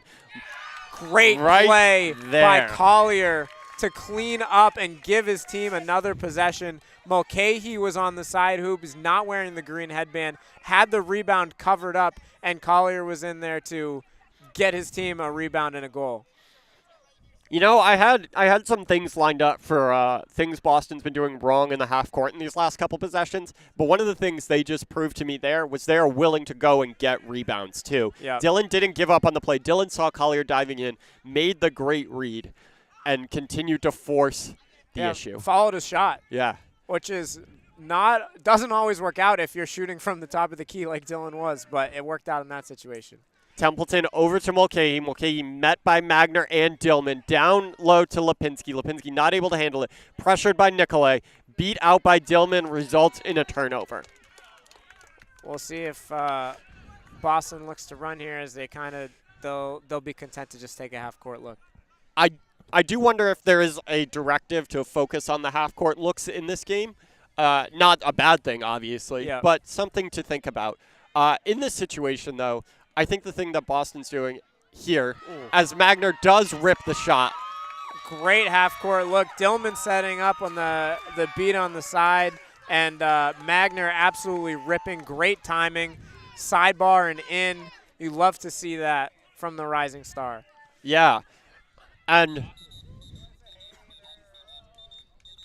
the energy getting out in front of Washington a little bit here. Yeah, a little tough when you're in this close game, right? Tempers do tend to run high. Luckily, just something said, maybe out of frustration, no actual issues other than the turnover back to Boston. The worst part is the turnover. Yeah. We'll see if Washington can get their head back on and get a stop here down a man. Yeah. Here comes the transition play that Boston is so set up for, which is the beaters running out ahead. Magner with the ball looks for the play back behind. And how about that? My goodness, a clinic right there. The goal ref indicated that Magner's shot went through. Boston picks up the rebound and throws a beautiful alley-oop to the madman himself. I say that lovingly. Andrew Steinberg, the maniac, puts one through. You wanna see some off-ball chasing that looks difficult? That right there looks difficult because it is difficult. Yeah, how about that? Catching the ball with all of your momentum carrying you in one direction, turning around as you catch the ball to continue to feed the ball back through the hoops. One of the hardest things to do, and a thing that's not replicated in many other sports ever. That's a skill you have to learn on your own way. There's no turning around and reverse lateraling the ball in football except for on gotta have it plays. Right, you can't throw the ball off the wrong side of the backboard in basketball. But now if you see Boston, that was the energy line, really bringing the energy. A couple of gutsy plays. They were a little bit broken, but they got stops on defense when they needed to after the timeout. They're able to go out and score a few, stretch the lead a little bit. If you're Washington, this is a real moment of adversity here. You've I wouldn't say survived. Now you're back level after the goal negates the penalty. You had a penalty for unsportsmanlike conduct. You gave up a couple of goals. You're forced into a timeout of your own. You're still not in that bad of a spot. This is absolutely something you can dig yourself out of. It's just a matter of, are you able to get your head, avoid the penalty box, keep being the aggressors on defense, and chunk away at this lead so that you can then pull a flag against a Boston team that has been touch and go in the flag running game. Yeah, I think that something I'm looking for, and it's interesting, is Boston has found so much joy in earlier games playing out of that back of the behind hoops area, what is often referred to as the X position. Yep. However, this last line hasn't been playing out of that. A lot of their goals have come in transition, which say that about any Boston team ever, am I right? Yep. But you do, if you're getting away from where you found so much success, it's not because Washington is like selling out to stop the pass back there. The pass is going back there and coming back up top. If Washington gets a goal here, things get very interesting very quickly. And I'd say the main reason, like you said, it's not that they're selling out with a beater behind to stop the pass into that area. It's that they're pressuring the ball up top so the passes back there aren't clean. And that impacts your timing and ability to execute. Koretsky and Rice in the game, a pair we saw a lot last year, not very much so far this year, looking to get control back, seems to have not done so. A successful block by Dillman results in a beat on Mulcahy. Not going to see anything done here, I would assume. Mulcahy trying his best to follow my advice there and see if you can get away with one, as that beat hit him in both calves. Yeah, I think it was more of a my back's to you, which plenty of times today I've watched you see a dodgeball coming from the opposing team and turn your back to that just to make sure you could say, I didn't see who it came from. Absolutely. But in this case, I think it's just resulting in a turnover, and we have hit the 20-minute mark. In this case now, things get a little bit interesting because Siddiqui has been able to pressure Crawford, but not necessarily resulted in a grab yet. With this game being much, much closer, if not necessarily in huge scoring margin, though it is closer, but in feel. what do we see happen here? Do we see Boston go to that starting lineup and try and run this game out in the quad ball game of just we are more physical, we are deeper? Do we play our beaters in the seeker game to try and go 3 for 3 or even just to stop Washington from getting any momentum? Or do we see Washington try and slow the game down maybe and then play their beaters in the seeker game? I think you're going to see both sets of beaters in the seeking game in this game. If I had to pick, I think the score is too tight. Flag, if you're Washington, you got to the spot you want it to be where a pull can switch the game for you. Siddiqui is just dripping with athleticism, made a couple of huge, arguably the 2 biggest plays of the Charlotte series at the Super Series with catches to win those games or effectively win those games. So I think you're going to see both sets of beaters on the flag runner in this game, which means if you're Boston, you've done a good job managing your lines. You've done a good job of keeping bodies fresh. It probably wouldn't kill you to go put your most physical line out there and challenge Washington to meet you. The only thing is keep doing what has worked for you and gotten you easy goals, right? Make it tough for them to tackle you by being physical, but don't be just blindly trying to bowl through team tackles. Keep doing the things that work well, avoid the things that don't. Just general coaching advice for every situation. And no questions asked of the Boston team here. The line that has been playing all of flag runner on pitch is back out there. The ball takes off with Lawrence. A great beat saves a possession. And a Collier there forcing the turnover back to Olazaba. We are in the chaos of flag runner on pitch. Olazaba looking for something, elects to slow it down with Mayer. Mayer waiting, having no interest on driving on Stars. A wise choice by her, in my opinion. And now you have both Boston beaters and flag runner on pitch. Washington hasn't matched them yet. We'll see if that changes. Doyle with the tip up top, tips it right to Stars. Stars blocked. No.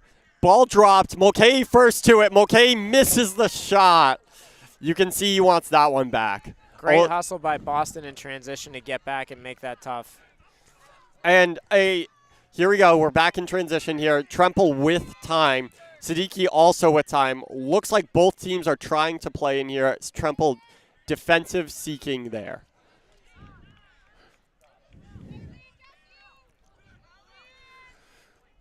Washington doing a good job. You don't want to speed up the game when you have control of the quad ball in this situation. And they're buying Siddiqui time here.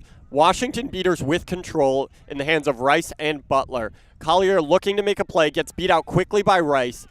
McConaughey now in. Quick substitution, something we didn't see from the Washington team last 2 games. McConaughey getting in to get some length. Collier missing the beat. They're buying McConaughey more time as Stars drive. Stars over to Mulcahy.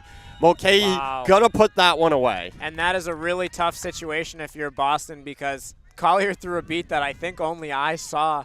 Beat Stars before he's even on the ball and ended up catching it and getting the hockey assist there as Washington's able to score. And if you're Washington, this is a situation where you don't need to play exclusively slow.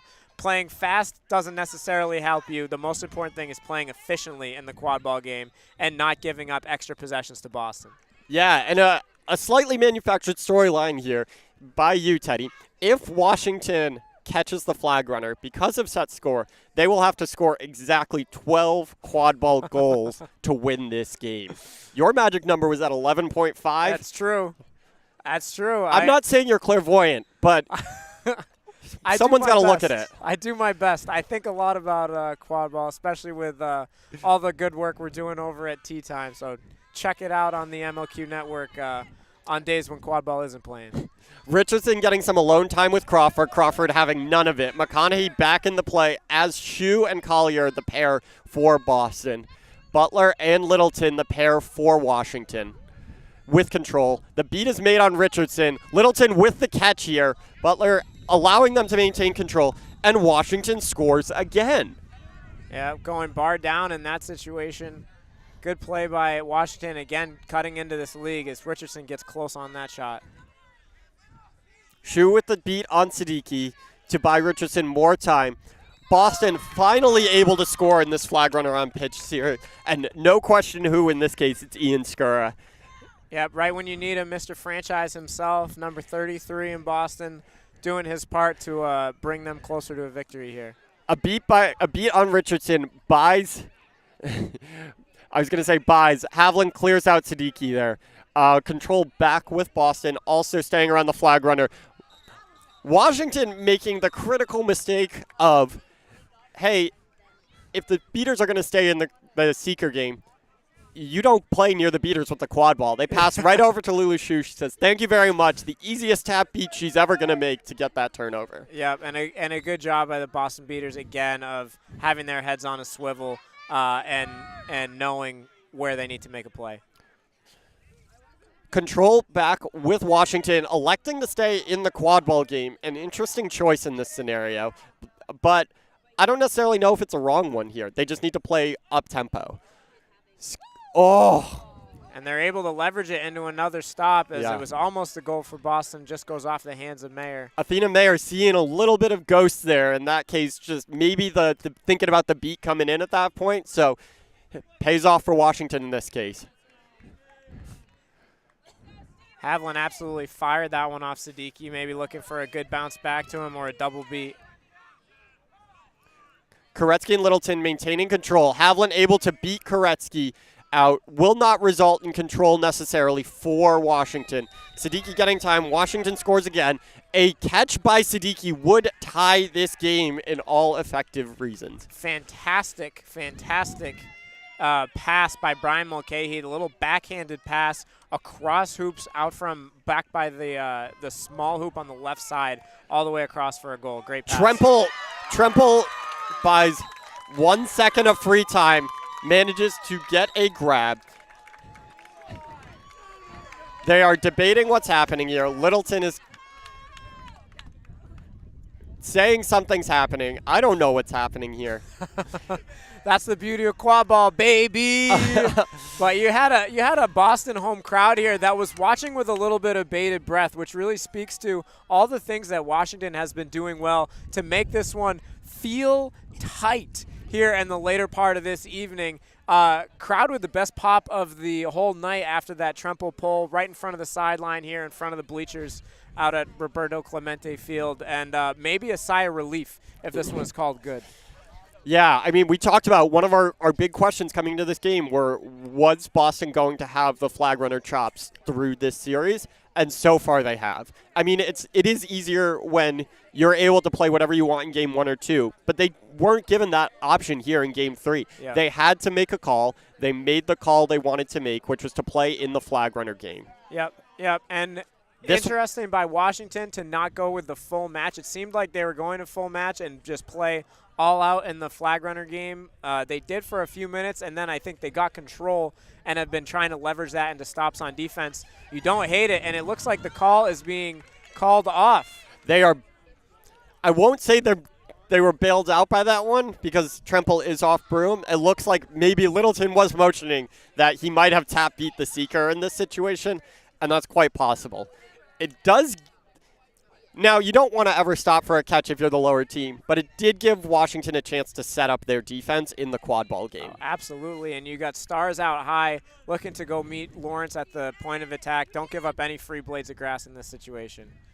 Ball behind to Hickmott. Hickmott up top, intercepted by Rankin. That allows Washington's beaters to come back here if Tremple doesn't get the pull right now. Washington's beaters making the move back. Tremple gets very close there. Littleton almost with the block results in control for Boston. And Tremple slaps off the tail, getting a lot of good looks. Washington playing with fire a little bit, but it's working so far as they are able to get stops and get a chance to go score against no dodgeballs. McConaughey makes the dive. Havlin takes the trade. Koretsky misses the beat. Results in a weirdly assigned control for Washington. Washington now. Littleton makes the trade with Shu. Havlin makes the catch on the toss back. There may be a question here on whether Tremple controlled the tail long enough. Whether or not that's the case here, Washington can be proud of how they've played in the quad ball half of this flag runner on pitch. And honestly, they were committed to, regardless of, we are going to come back to the quad ball on defense, force the turnover, and then come back out here to play. The execution has been great, and it's one of those things where if you're a coach, you don't just look at this situation and you say, oh, they played with their dodgeballs on defense. When I'm in a similar situation, I'm going to do that. It's how they play with their dodgeballs on defense. You saw in the last possession, Stars coming out to force a high pass from Lawrence that allows Koretsky to go out flying and pressure the ball behind hoops, so that way you end up with an interceptable pass coming forward. It's your chasers playing with your beaters aggressively, not playing condensed and waiting for the offense to come to you to force the issue, so that way you can get back into the seeking game and try to give yourself a chance at a flagpole. Tremple, after getting so close multiple times, now subs out, bringing in Ethan Dillon at seeker. Not a normal look for this Boston team, though, I mean, at this point, right, it's Game 3, see what you have.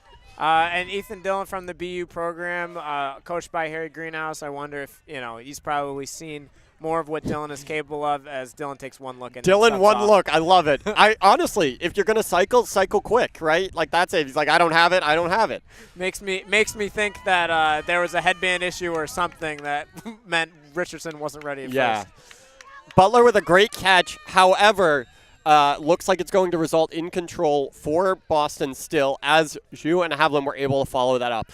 But if you're watching the quad ball game, you just had another goal from Stars as this one grows ever closer. Washington executing in all three phases right now exactly the way that they want, and counting on Crawford to hold up his end of the bargain, which he is. Yeah, looking at Crawford as a flag runner, I would count on Crawford to hold up his end of the bargain here, too. In this case, a catch now for Washington would give them the lead. A catch now for Boston would all but seal it. Yeah. And this is exactly what we talked about. If you're Washington, the situation you wanted to be in, as Boston finally takes the lid off and finds a goal there. Richardson working on Crawford, again getting unlimited time with the flag runner, not able to come up with the grab. Crawford getting a little cheeky there and not posting up and just trying to hit. That was almost a fantastic grab by Richardson. McConaughey now getting some time. Richardson getting back in, trying to defensive seek. McConaughey not giving him time. Bourne runs into the flag runner as Washington scores again. However, trading goals in this situation does benefit Boston. They just need to make sure they are trading goals. Yeah, that's right. I mean, it's still definitely a big-time run for Washington in this situation. The other thing, if you're Boston, the pace, right? Don't let Washington speed you up. Don't run into tackles and have the ball all over the ground unless you're going to score, which they did in that situation. I felt like at the beginning of this flag runner on pitch, you saw the pace working against Boston where they're giving it back to Washington way too quick. And when you're not scoring, that's a problem. Ball over to Mulcahy. Mulcahy been a key part of the ability of Washington to score, so Lulu Shu is saying absolutely nothing here. You're not coming over to this side of the field. Will Andrews in. Havlin finally subbing out after a very convincing flag runner on pitch session. Curious if that allows Siddiqui a little bit more time. Yeah. And another goal on the other side for Washington. We're both looking at the flag running game a little bit, as it is absolutely entrancing. Will Andrews with the heads-up play to pretend like he was going to take and engage while he was still off pitch, buys him some extra time. A flag runner pull for Boston would win the game here. Tremple getting a lot of alone time as Washington continues to stay in the quad ball game. Skura follows up his missed shot and puts it through. It is not going to be called good, and he is being ushered back to hoops by assistant Looks ref like Mario Nasca. beat before, but the grab here by Tremple. It was only a matter of time in this situation as Crawford goes to his knees. A tired flag runner. Almost 10 minutes of uninterrupted time with seekers around. Very little time for Crawford to rest. When that situation happens, it really is just a matter of time. And a good job by Tremple as the crowd loving it right here. The seeker-only situation for most of this season for Boston. Pulling it and winning the series 3-0. Boston defends their home turf and they grab second place with another sweep of Washington back to the days of yore. Yeah, this is a team that is on a mission at this point. This is a team that when we saw the roster coming into this season had a lot of questions about it, right? Absolutely. You had some of the old guard here, but a lot of turnover. And this is a team that, as you've talked about in this, is finding ways to win as a team. This is not a team where Ian Skur is going to lead the league in goals. This is a team where you're going to see Ian Skur, as you put it, be a cog in the system. He's going to find ways to score. He's going to get his, but it seems like everyone on this team is getting theirs. Yeah, a very unselfish team. I would have thought, based on looking at the roster going into the season, this was going to be another year of very experienced beaters trying to drag chasers along with them. Boston Beaters so far doing their part. Before this series, they were up at 80% control for the season, which is absolutely ridiculous, leading the league in that, even higher than Chicago, who's also been playing great this year.